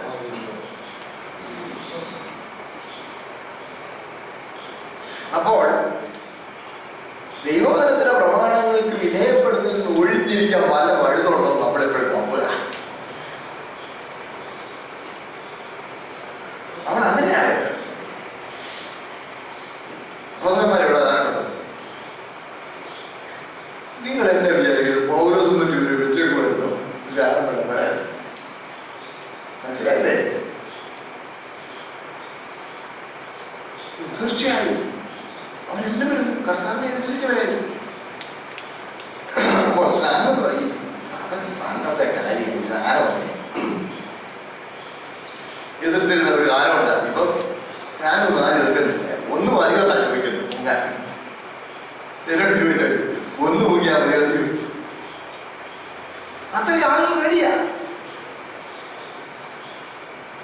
അപ്പോൾ ശ്രദ്ധിക്കണേ, അത്ര പോലും ദൈവഭക്തിയിൽ ജീവിതത്തിൽ വിധേയപ്പെടാൻ മനസ്സില്ലാത്ത ആളുകൾ വന്നെടുക്കാനുള്ള പറഞ്ഞത് അതില്ലേ തൊട്ട് താഴെ കണ്ടല്ലോ. തന്നെത്താൻ ശോധന. ഈ തന്നെത്താൻ ശോധന പറഞ്ഞാൽ കുളിച്ചാളോ നോക്കണമെന്നാണ്. അതങ്ങനെ ഡിഗ്രി ഉണ്ടെന്ന് നോക്കണം. തന്നെത്താൻ ശോധന എന്ന് പറഞ്ഞാൽ ദൈവമുമ്പായുള്ള തന്റെ സ്റ്റാറ്റസ് എന്താന്ന് നോക്കണം. ശ്രദ്ധിക്കണേ, ദൈവമുമ്പായുള്ള തന്റെ സ്റ്റാറ്റസ് താൻ ക്രിസ്തുവിലാണെന്ന് നോക്കണം. ക്രിസ്തുവിൽ അല്ലാത്തതിൽ പങ്കാളിയാൻ പാടില്ല. ശരി, അവിടെ ഉപയോഗിച്ചിരിക്കുന്ന പ്രയോഗങ്ങൾ കേട്ടോ ഒന്ന് കാണിച്ചാൽ ശരീരത്തെ വിവേചിക്കാൻ ഇരുട്ടമാകാൻ വായിക്കുന്നുണ്ട്. തിന്നി കുടിക്കുന്ന ശരീരത്തെ വിവേചിക്കാൻ.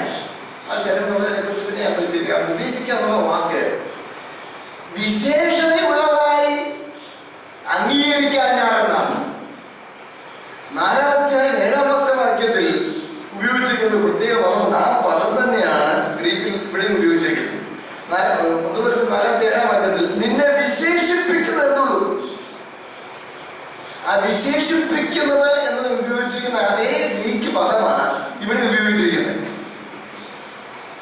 ശരീരത്തെ വിവേചിക്കുക എന്ന് പറഞ്ഞാൽ നിന്റെ ശരീരത്തെ സവിശേഷതയുള്ളതായി കണക്കാക്കാൻ. അത് തൻ്റെ തന്നെ ശരീരമല്ല, ക്രിസ്തുവിന്റെ ശരീരത്തിന് പ്രതിനിധിയായ അപ്പത്തെയും ക്രിസ്തുവിന്റെ ആത്മീയ ശരീരമായ സഭയെയും ഉദ്ദേശിക്കുന്നു. ക്രിസ്തുവിന്റെ സഭ സവിശേഷതയുള്ള സഭയാണ്. ക്രിസ്തുവിന്റെ ശരീരമുള്ള സഭ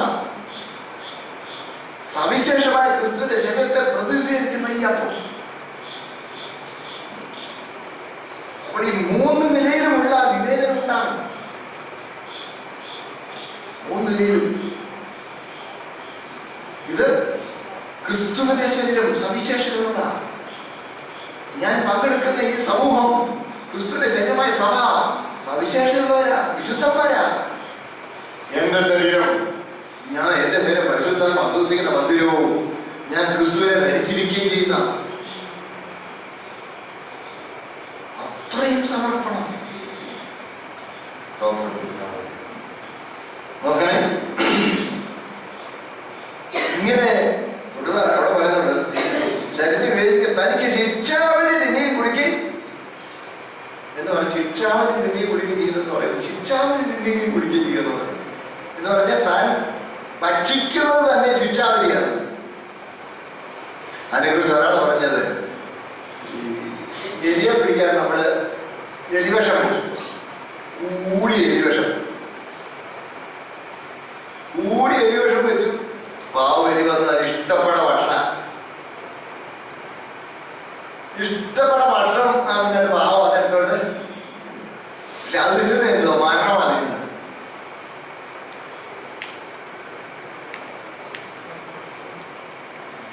ഉഗ്രവിഷം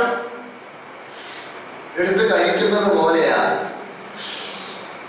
കർത്താവിന്റെ ശരീരത്തിന്റെ പ്രതിനിധിയായ ഈ അമ്പത്തിൽ അയോഗ്യതയോടെ കൈനിടണം.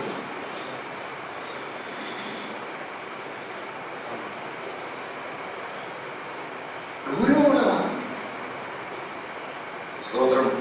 കണ്ടില്ലേ, കർത്താവിനെ ശരീരവും രക്തവും സംബന്ധിച്ച് കുറ്റക്കാരില്ല.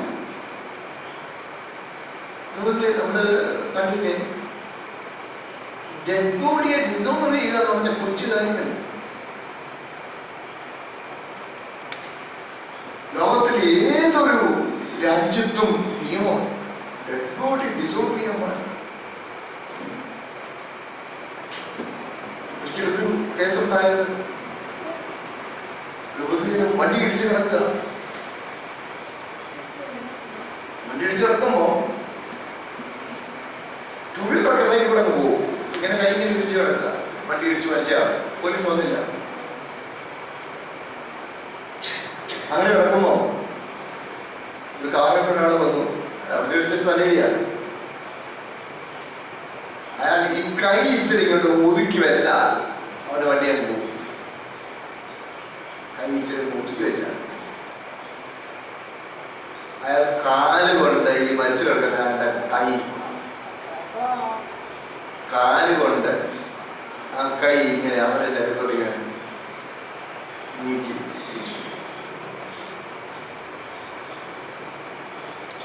രണ്ട് സാക്ഷികൾ മതി, അവരുടെ ഒരു കേസായി.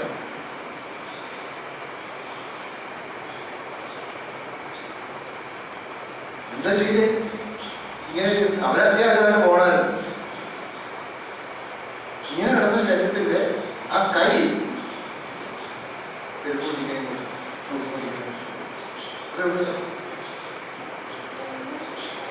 ഡെഡ് ബോഡി ഡിസോർഡർ ചെയ്യാന്ന് പറഞ്ഞാൽ ഗൗരവമുള്ളതാണ്. ഇത് കർത്താവിന്റെ തിരുശരീരത്തിന്റെ പ്രതീകമാണെങ്കിൽ യോഗ്യതയില്ലാത്ത ഒരാൾ അതിനോട് അടുക്കുമ്പോൾ കർത്താവിന്റെ ശരീരവും രക്തവും സംബന്ധിച്ച് അവൻ കുടിക്കുന്നതും തിന്നുന്നതും ശിക്ഷാവിധിയാണ്. ശിക്ഷാവിധി തിന്നുകയും കുടിക്കുകയും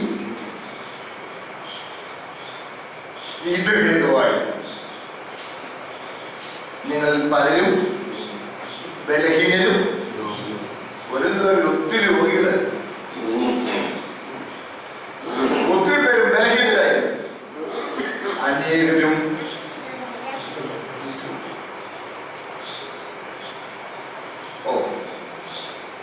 ചോദിക്കും, ഞാൻ അങ്ങനെ വലിയ രോഗമൊന്നുമില്ല, എന്നോട് പറഞ്ഞിട്ടുണ്ട് ധാർഷ്ട്യത്തോടെ വന്നിട്ടുണ്ട്. ഒന്നാമത്തെ കാര്യം ശ്രദ്ധിക്കണേ, ഇവിടെ പലപ്പോഴും കർത്താവിന്റെ മേശയൊന്നും അല്ല നടക്കുന്നത്.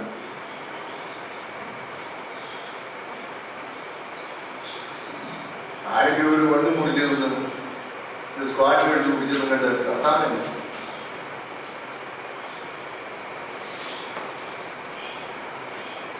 അല്ലെങ്കിൽ ലോകത്തോടുകൂടി ശിക്ഷാവിധിക്കപ്പെടാനുള്ളവർക്ക് ഇവിടെ മാനശിക്ഷയില്ല. ലോകത്തോടുകൂടി ശിക്ഷാവിധിക്കപ്പെടാനുള്ളവര് ഇവരെ എന്നെ കാണിച്ചാലും എന്തില്ല, മാനശിക്ഷയില്ല. മാനശിക്ഷ ആർക്കുള്ളതാണ്?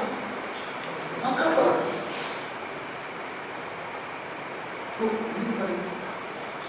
ഞാൻ ഈ മുമ്പിനടക്കും കർത്തവ്യം ചേർക്കുമ്പോൾ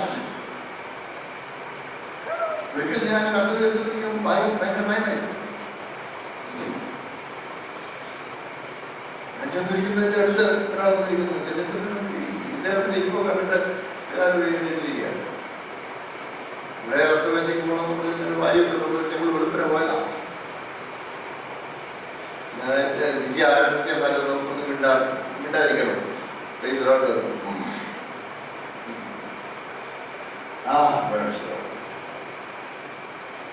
കഴിഞ്ഞ് അപ്പം വരും. അപ്പം വരുമ്പോൾ അതിനു മുമ്പേ ഞാൻ ഇദ്ദേഹത്തോട് ചോദിച്ചു, വീട് കുറച്ച് വടക്കാറുണ്ട്. അപ്പൊ എൻ്റെ പാവം കണ്ടപ്പോൾ എനിക്ക് തോന്നി ഏതാണ് മന്തി കണ്ടത്. ഞാൻ ചോദിച്ചു,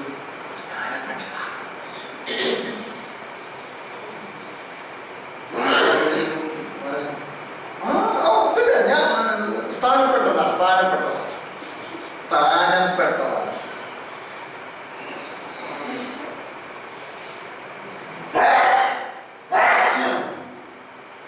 അപ്പോഴത്തേന് അപ്പൊ അടുത്ത് വന്നത് പിന്നെ ഒഴിഞ്ഞിരിക്കാൻ എന്റെ മനസ്സാൽ സംബന്ധിക്കാൻ ഞാനത് പങ്കാളിയാണ്.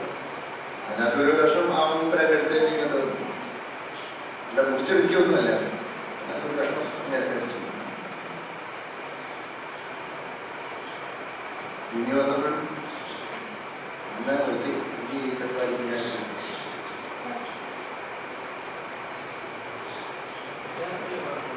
എന്തോ ഒരു കുഴപ്പമില്ലെന്നേ. തള്ളപ്പെട്ടു ശിക്ഷാവിധി എപ്പോഴാണല്ലേ, ഇവിടെ നടപടിയൊന്നുമില്ല. തന്നെ നടത്തുന്ന ഒരു രൂപയല്ലെന്നാ എന്റെ വിശ്വാസം.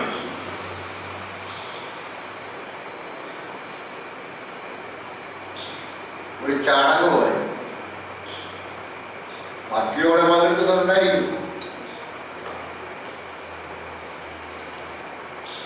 പക്ഷെ അങ്ങനെയുള്ള വലിയ സമൂഹത്തിൽ പോലും സമൂഹത്തിൽ നടത്തുന്നതോടുപോലും എനിക്ക് വ്യക്തമായി യോജിപ്പില്ല. അന്യോന്യം അറിയുന്നവർ നമ്മളിൽ മാത്രമേ എന്തുള്ളൂ കൂട്ടായ്മ.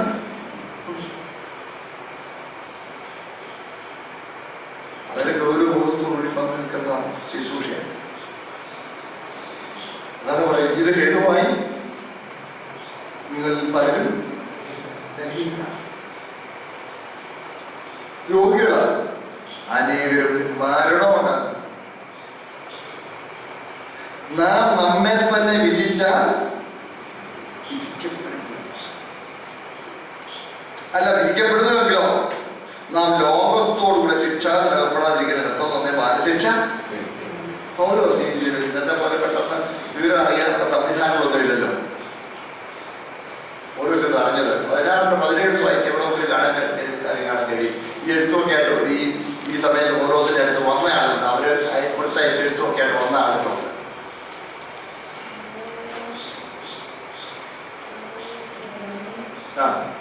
അതെ, സ്തേഫനാസും ഫോർത്തുനാത്തോസും അഖായിക്കോസും വന്നത് എനിക്ക്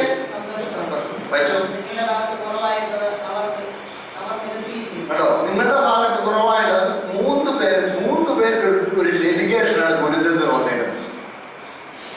3 പേരുടെ ഡെലിഗേഷൻ. ഈ 3 പേര് ഡെലിഗേഷനായി വന്ന അവരിൽ നിന്ന് ഗുരുത്തിൽ നടന്നുകൊണ്ടിരിക്കുന്ന കാര്യങ്ങളെ കുറിച്ച് പിടികിട്ടി. അയോഗ്യമായ കർത്തവ്യത്തിൽ പങ്കെടുക്കുന്നവർ പലരും ബലഹീനരും രോഗികളും പലരും പെട്ടെന്ന് മരിക്കുകയൊക്കെ ചെയ്യുന്ന സ്ഥിതി ഇവിടെ ഉണ്ടായപ്പോൾ പൗലോസ് പറയല്ലേ, നിങ്ങൾ ചെയ്യാറില്ല. അല്ല, നിങ്ങളുടെ ഇടയിൽ അങ്ങനെ ബാലശിക്ഷ ഉണ്ടാകുന്നെങ്കിൽ ലോകത്തോടുകൂടി ശിക്ഷാവിധിക്കപ്പെടാതിരിക്കാൻ ദൈവം നിങ്ങളെ ശുദ്ധീകരിക്കുക.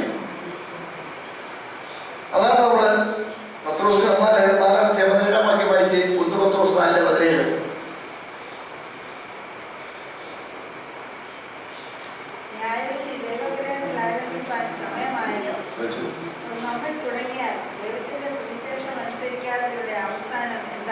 ന്യായവിധി ദൈവഗ്രഹത്തിൽ അത് നമ്മളിൽ തുടങ്ങി.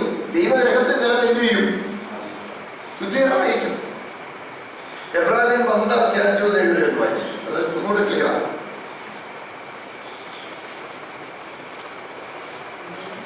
എബ്രാഹിം 12:7. അവനെ കർത്താവിന്റെ ശിക്ഷ നിരസിക്കുന്നു. അവൻ ശാസിക്കുമ്പോൾ മുഷിക്കുകയും വരുന്നു. കർത്താവ് താൻ സ്നേഹിക്കുന്നവനെ ശിക്ഷിക്കുന്നു. താൻ കൈകൊള്ളുന്ന ഏത് മകനെയും കരുതുന്നു. എന്നിങ്ങനെ മക്കളോടെന്ന പോലെ നിങ്ങളുടെ സമ്മാനിക്കുന്ന പ്രബോധനം നിങ്ങൾ മറന്നു കളഞ്ഞുമോ?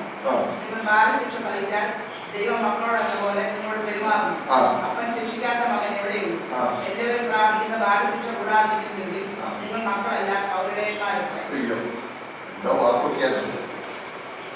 ഒരു സംസ്കൃത പദം ഉപയോഗിച്ചിട്ടുണ്ട്. അതുകൊണ്ട് പെട്ടെന്ന് അവരുടേന്മാരെന്ന് പറഞ്ഞാൽ ബാസ്റ്റാൻസ് അവിഹിതമായി തിരിച്ചറിഞ്ഞു.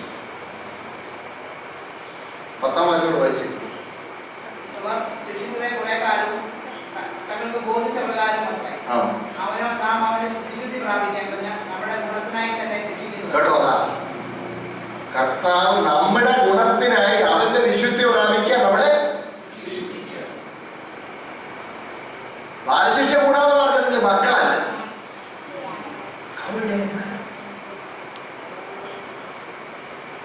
മക്കളായിട്ട് കർത്താവ് നമ്മളെ വീണ്ടും ജനിപ്പിച്ചിരിക്കുന്നത് കൊണ്ട് തെറ്റ് ചെയ്താൽ അടിയുണ്ട്.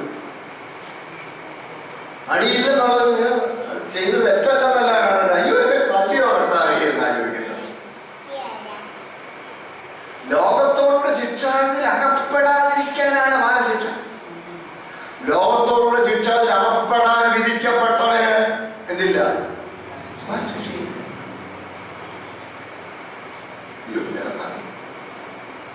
ഭയപ്പാടോടെയാണ് അതൊക്കെ വായിക്കുന്നത്. എന്നിട്ട് ഒരു കൺക്ലൂഷൻ പറയുകയാണ്. ആകയാൽ സഹോദരന്മാരെ, നിങ്ങൾ ഭക്ഷണം കഴിപ്പാൻ കൂടുമ്പോൾ അന്യോന്യം കാത്തിരിപ്പീൻ. വല്ലവരും വിശക്കുന്നെങ്കിൽ നിങ്ങൾ ഒരുമിച്ച് കൊണ്ട് ന്യായവിധിക്ക് ഹേതുവാകാതിരിക്കേണ്ടതിന് അവർ വീട്ടിൽ വെച്ച് ഭക്ഷണം. അപ്പോൾ ഇവരെ ഈ ഫെലോഷിപ്പ് മീൽ ഇവർ കഴിക്കുവാൻ ഒരുമിച്ചു. ആ ഫെലോഷിപ്പ് മീൽ കഴിക്കുമ്പോൾ അന്യോന്യം കാത്തിരിക്കണം. അതിനെക്കുറിച്ച് ഒരു കമന്റേറ്റ് പറഞ്ഞിരിക്കുന്നത് കാജോടൊക്കെ വലിയ ഭയങ്കര സംശയ സ്പീഡ് കൊണ്ടുവന്ന് അവന് ശരിക്കും അടിച്ച് പിച്ചായിട്ട് മിച്ചമല്ലോടെ അവർ ഇട്ടേക്കും. പാവപ്പെട്ടവരെ കഴിക്കാൻ ഇല്ലാത്തവരെ അപമാനിക്കും. അങ്ങനെ ചെയ്യരുത്.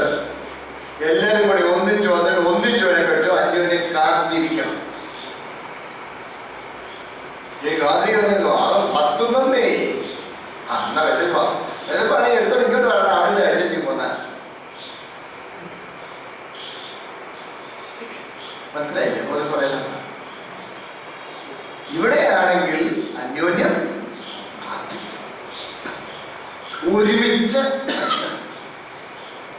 ഒരുമിച്ച് കൂട്ടാനായിരുന്നു.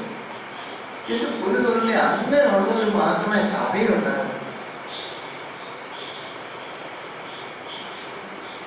ഒന്നിച്ച് ഭക്ഷിക്കുന്നു, ഒന്നിച്ച് അപ്പം മുറിക്കുന്നു, ഒരു പാത്രത്തിൽ കുടിക്കുന്നു. അതൊക്കെ ഇപ്പോഴത്തെ ഇതിന്റെ ആചരണം സംബന്ധിച്ച് ഒത്തിരി ഞാൻ ഇന്നും പറഞ്ഞുപോയി. ചെറിയ ഞാൻ ബുക്കൊക്കെ ഉണ്ടാക്കിയിട്ടുണ്ട്. നിങ്ങൾക്ക് തരാൻ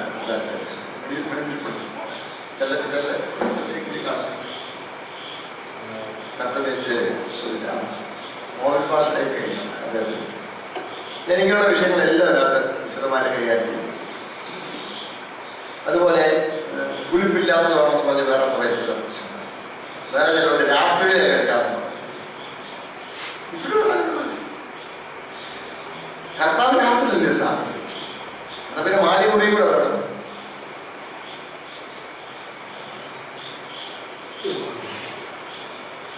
കർത്താവ് വരുമ്പോഴാണ് അവന്റെ മരണത്തെ പ്രസ്താവിക്കണം. തന്നെ അവരുടെ പറയും അപ്പം മുറിക്കാൻ കൂടി വന്നു. ആ മാലി കൊണ്ട് വളരെ വിളക്കുണ്ടായിരുന്നു നോക്കിയിട്ട്. അപ്പോൾ കർത്തമേശ നടന്ന മുഴുവൻ രാത്രിയിലാണ്. 1-ാം നൂറ്റാണ്ടിൽ സഭാ കൂടിയവരിൽ ശനിയാഴ്ച വൈകിട്ടാണ്. അതിന് ശനിയാഴ്ച വൈകിട്ട് അവർക്ക് ഞായറാഴ്ച തുടങ്ങി. യൂതന്മാരെ ദിവസം എണ്ണുന്നത് നമ്മൾ 11 മണി വരെ 12 മണി വരെ തന്നെ. അവര് സന്ധ്യ മുതൽ സന്ധ്യ വരെ. ഇതിപ്പോൾ ചൊവ്വാഴ്ച സന്ധ്യ ആയപ്പോൾ ബുധനാഴ്ച തുടങ്ങി. അങ്ങനെയാണ് അവരെണ്ണുന്നത്. അതുകൊണ്ടാണ് ആഴ്ചവട്ടത്തിന് 1-ാം നാൾ കർത്താവ് ഉയർത്തുന്നതെന്ന് പറയുമ്പോൾ ശനിയാഴ്ച മയങ്ങിക്കഴിഞ്ഞ് ഏതോ ഒരു സമയത്ത് വെളുപ്പിന് മുമ്പ് കർത്താവിനെ ഉയർത്തൽ പറഞ്ഞതാണ്. വെളുപ്പിനെ ആകുമ്പോഴത്തേന് ഓൾറെഡി ഉയർത്തൽ. അതുകൊണ്ട് അങ്ങനെ പറയുന്നതിനുള്ള രാത്രി സമയത്തിന് പ്രാധാന്യമില്ല. ഇനി അടുത്തത് പുളിപ്പില്ലാത്തത് വേണമെന്ന് പറഞ്ഞൊരു ഉപദേശം. അത് ചില സമയത്ത് പ്രശ്നങ്ങളുണ്ടാകും.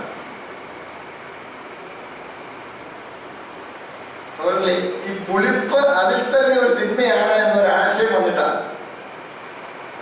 പുളിപ്പ് അതിൽ തന്നെ തിന്മയല്ല. ഞാനിപ്പോൾ വിശീലിച്ചരാം. ലേവ്യ പുസ്തകം എടുക്കാമോ? പുളിപ്പ് എന്ന് പറയുന്നത് അതിൽ തന്നെ തിന്മയല്ല. 7-ാം അധ്യായം 13-ാമത്തെ വാക്യം വായിച്ചേ. സമാധാനയാഗത്തോടെ പുളിച്ച മാവോടുള്ള ദോഷങ്ങളും ബോധനയാഗമായി അർപ്പിക്കണം. ആ എല്ലാ വഴിപാടിലും അത് വകയിൽ നിന്നും ഓരോ യഹോവയ്ക്ക് ദിനാർപ്പണമായി അർപ്പിക്കണം. കേട്ടോ, സ്തോത്രയാഗത്തിന് എന്താ വേണം? പുളിച്ച മാവുണ്ട്. ഇനി 23:17 വായിച്ചേ. 23:17.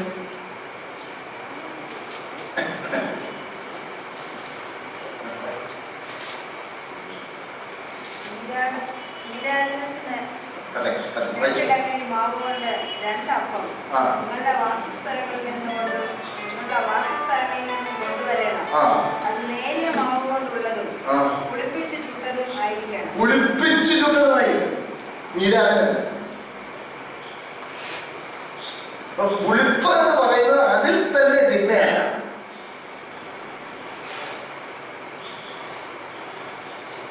കർത്താവ് പുളിപ്പിനെ കുറിച്ച് മുന്നറിയിപ്പ് കൊടുത്തു. 1, പരീശന്മാരുടെ വെളിച്ചമാണ്, കപടഭക്തിയാണ്. 2, സാധുക്യരുടെ വെളിച്ചമാണ്, അത് ദുരുപദേശമാണ്. 3, ഹെരോദ്യരുടെ വെളിച്ചമാണ്, ഹെരോദാവിന്റെ വെളിച്ചമാണ്, അത് ആത്മീയവും രാഷ്ട്രീയവും കൂടെ കൂട്ടിക്കലർത്തുക. ഹെരോദാവ് രാഷ്ട്രീയ നേട്ടത്തിന് വേണ്ടി ആത്മീയ കാര്യങ്ങളിലൊക്കെ പങ്കാളിയാണ്.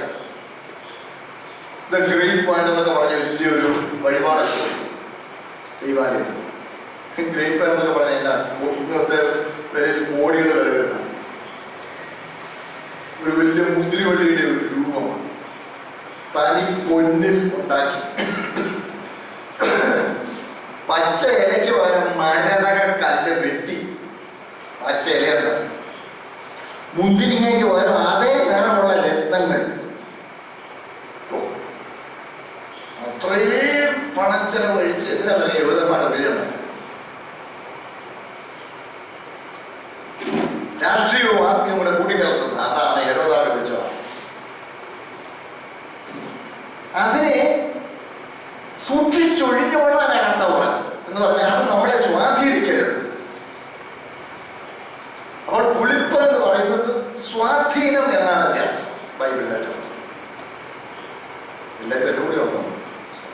സ്വാധീനം. അതുകൊണ്ടാണ് ദൈവരാജ്യത്തെ കുറിച്ച് പറയുമ്പോൾ പുളിച്ച മാവിനോട് ഉപമിച്ചിട്ടുണ്ട്. ദൈവരാജ്യം പുളിച്ച മാവിനോട് ഉപമിക്കണമെങ്കിൽ ശ്രദ്ധിക്കണേ, അത് അശുദ്ധമാണെങ്കിൽ അത് ഉപമിക്കുകയില്ലല്ലോ. മത്തായിയുടെ സുവിശേഷം 11-ാം അധ്യായം, മത്തായിയുടെ സുവിശേഷം 13-ാമത്തെ അധ്യായം എടുക്കുമ്പോൾ അതിൽ പുളിച്ച മാവ് 33-ാം വാക്യം. അവരോട് പറഞ്ഞത് സ്വർഗ്ഗരാജ്യം പുളിച്ച മാവിനോട് സദൃശ്യം. അപ്പോൾ സ്ത്രീ എടുത്ത 3 വാർ മാവിൽ എല്ലാം പുളിച്ചു വരുവോളം അടക്കി വെച്ചു. കേട്ടോ, പുളിച്ച മാവ്, പുളിച്ച മാവിനോട് സദൃശ്യമാണ് സ്വർഗ്ഗരാജ്യം. സ്വാധീനം എന്നുള്ളതല്ല അർത്ഥം, പ്രധാന അർത്ഥം. അല്ല പുളിപ്പ് അതിൽ തന്നെ തിന്മ എന്ന് പറയുന്നു.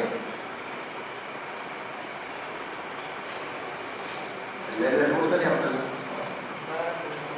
പിന്നത്തെ പേര് സ്വാധീനിക്കുന്നു. സ്വാധീനം തെറ്റായതാണ് എളുപ്പം സ്വാധീനിക്കുക എന്നുള്ളത് സത്യമാണ്.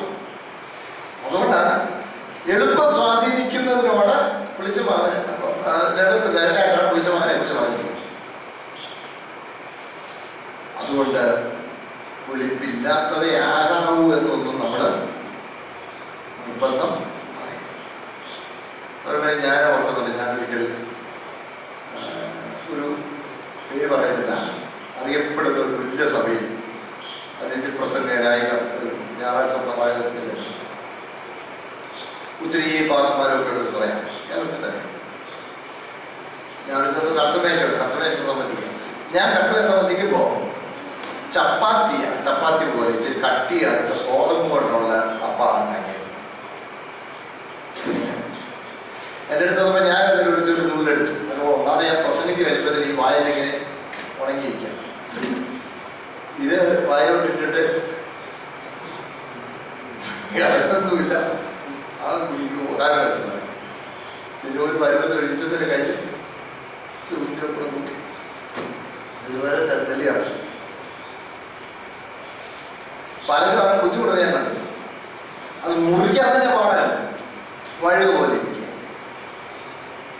വളരെ പാട്. രണ്ട് കൈ ഉപയോഗിച്ചാൽ ഇങ്ങനെ വലിച്ചു പറ്റും. കൊണ്ട് കൊടുക്കുന്നയാൾ ഇങ്ങനെ പിടിച്ചു കൊടുക്കും. പുളിപ്പില്ലാതായിരിക്കാൻ വേണ്ടി ഉണ്ടാക്കിയതാണ്.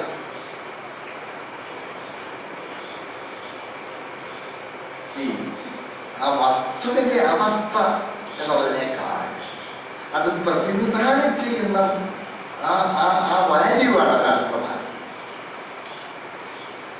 അല്ലാതെ ആ വസ്തുവല്ല.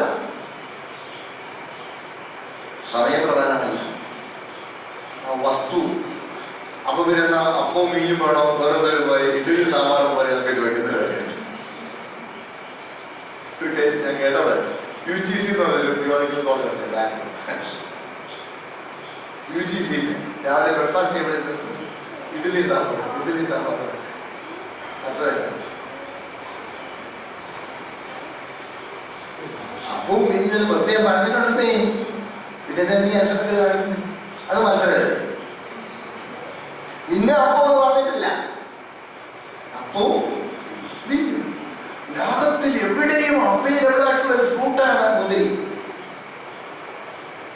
ലോകത്തിൽ എവിടെയും. അപ്പൊ അതിനോടുള്ള മത്സരം എന്ന് പറഞ്ഞാൽ വെറും മത്സരത്തിന് വേണ്ടി മത്സരിക്കുന്നത്.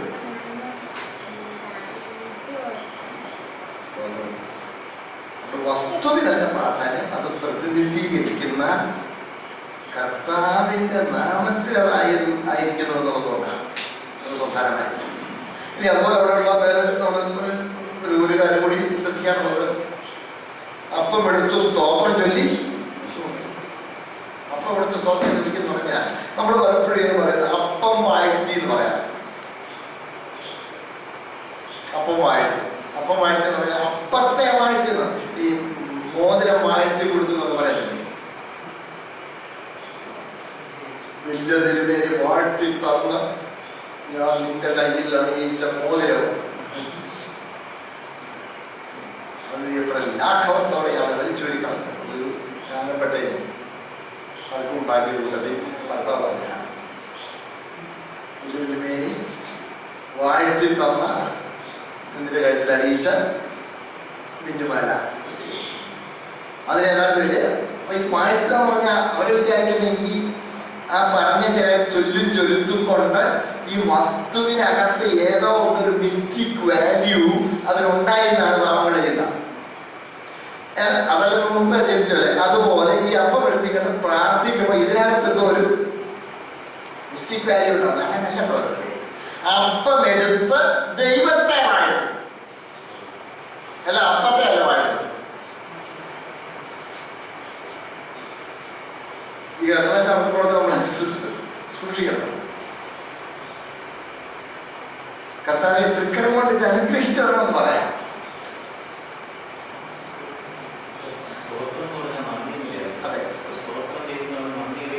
അതെ അതെ, സ്തോത്രം ചെയ്തെന്നുള്ളതിനർത്ഥം തന്നെ. ദൈവത്തെ വാഴ്ത്തിയതാണ്. ഇതൊക്കെ ഒത്തിരി പേർക്ക് ചിന്താകുഴപ്പം ഉണ്ടാക്കുന്ന പോലെയുണ്ടല്ലേ. നമ്മൾ അപ്പം എടുത്ത് ദൈവത്തെ വാഴ്ത്തി. കർത്താവേ, ഞങ്ങൾക്ക് വേണ്ടി ജഡത്തിൽ വെളിപ്പെടുവാൻ തിരുമേനിക്ക് പ്രസാദമായല്ലോ. നിങ്ങൾ വിചാരിക്കുന്ന അപരിമിതനായി ആത്മലോകത്തിൽ അദൃശ്യനായി അപരിമിതനായി സർവവ്യാപിയായിരുന്ന വാഴ്ത്തപ്പെട്ട കർത്താവ് അങ്ങനെ പ്രസാദം തോന്നിയിട്ട് ഒരു കന്യകയുടെ ഗർഭത്തിൽ മനുഷ്യഭ്രൂണമായി ഒതുങ്ങി നമ്മിൽ ഒരുവനെ പോലെ പരിമിതിയുള്ള ജഡ ശരീരത്തിൽ വന്ന്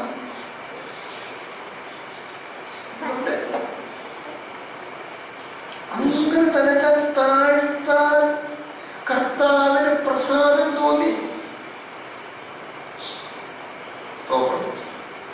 എന്റെ ഉദ്ധാരണത്തിന്, എന്റെ വീണ്ടെടുപ്പിന്, എന്റെ പാപരിഹാരത്തിന് വേണ്ടി ജഡത്തിൽ വെളിപ്പെടുവാൻ തക്കവണ്ണം അവിടുത്തെ കണികളിൽ പ്രസാദം തോന്നിയല്ലോ, എന്നോട് കരുണ കാണിച്ചല്ലോ. ആ തിരുശരീരത്തിന്റെ പ്രതീകമായി ഈ അപ്പത്തെ ഓർത്തും എന്റെ പാപരിഹാരത്തിനായി തകർക്കപ്പെട്ട തിരുശരീരത്തെ ഓർത്തും ഞാൻ അങ്ങെ സ്തുതിക്കുന്നു. തൃക്കരം കൊണ്ട് ഇത് അനുഗ്രഹിച്ചതാണ്. അല്ലാതെ ഇത് ഈ അപ്പം അങ്ങയുടെ ശരീരമായ നിലയിൽ ഇതിനകത്ത് അങ്ങയുടെ സാന്നിധ്യം എഴുന്നള്ളണമെന്നൊന്നും പ്രാർത്ഥിക്കരുത്. അപ്പൊ തെറ്റി എന്നിട്ട് എൻ്റെ കൂടെ ഉണ്ട്. അപ്പം എടുത്ത് ദൈവത്തെ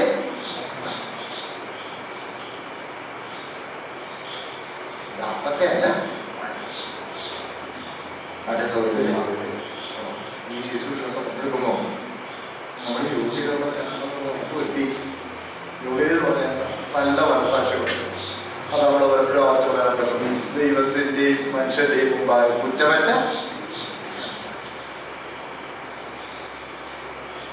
ഒരു കുറ്റത്തെക്കുറിച്ച് നമുക്ക് ബോധമില്ലെങ്കിലും അതിനെല്ലാം നീതിമാന്മാരെന്ന്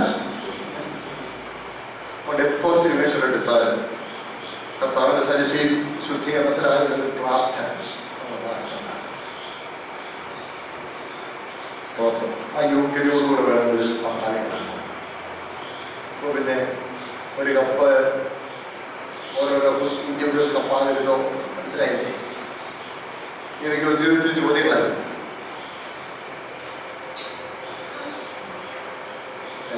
നേരെ പോയിട്ട് ഞാൻ അങ്ങോട്ട് പോകുന്നില്ല. എൻ്റെ അപ്പുറത്ത് ഞാൻ വിശദീകരിച്ചു. എന്താ പറയട്ടെ, ഈ ഒരു അന്തരീക്ഷത്തിൽ നിന്ന് ഒന്നിച്ച് ശ്വാസം വലിക്കാറില്ല. ഒരേ വിശ്വാസവും ഒരേ ആത്മാവിനെ പാനം ചെയ്തു ഒരേ പ്രത്യാശയുള്ള ക്രിസ്തുവിൽ കൂട്ടുസഹോദരന്മാരായ 10 പേർക്ക് ഒരു കപ്പിൽ നിന്ന് കുടിച്ചു കണ്ടെത്തുന്ന പാഠം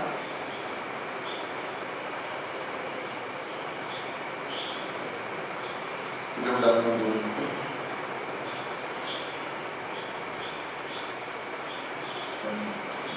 ഐക്യത, ക്രിസ്തുവിനുള്ള ഐക്യത. ഇന്നത്തെ സാഹചര്യത്തിൽ അത് നോക്കിയല്ല. കാര്യം അടുത്തിരിക്കുന്ന ഒരാളെ എനിക്ക് അറിയാൻ പറ്റും. എനിക്ക് ബന്ധമില്ല. മുമ്പേ ഞാൻ പറഞ്ഞു കുറച്ച് വളർത്തുന്ന അവരെന്ന് പറഞ്ഞു അവർ കള്ളുകുടിച്ച് തരാമെന്ന് എനിക്ക് അറിയാൻ പറ്റും. അവൻ്റെ കൂടെ ഞാൻ ഒരു വാസത്തിൽ തന്നെ കൂടി. ഇന്നത്തെ സാഹചര്യം വല്ലാതായി. ഈ ശുശ്രൂഷയുടെ പാവന ഗൗരവം നഷ്ടപ്പെടാത്ത നടപടികളായി.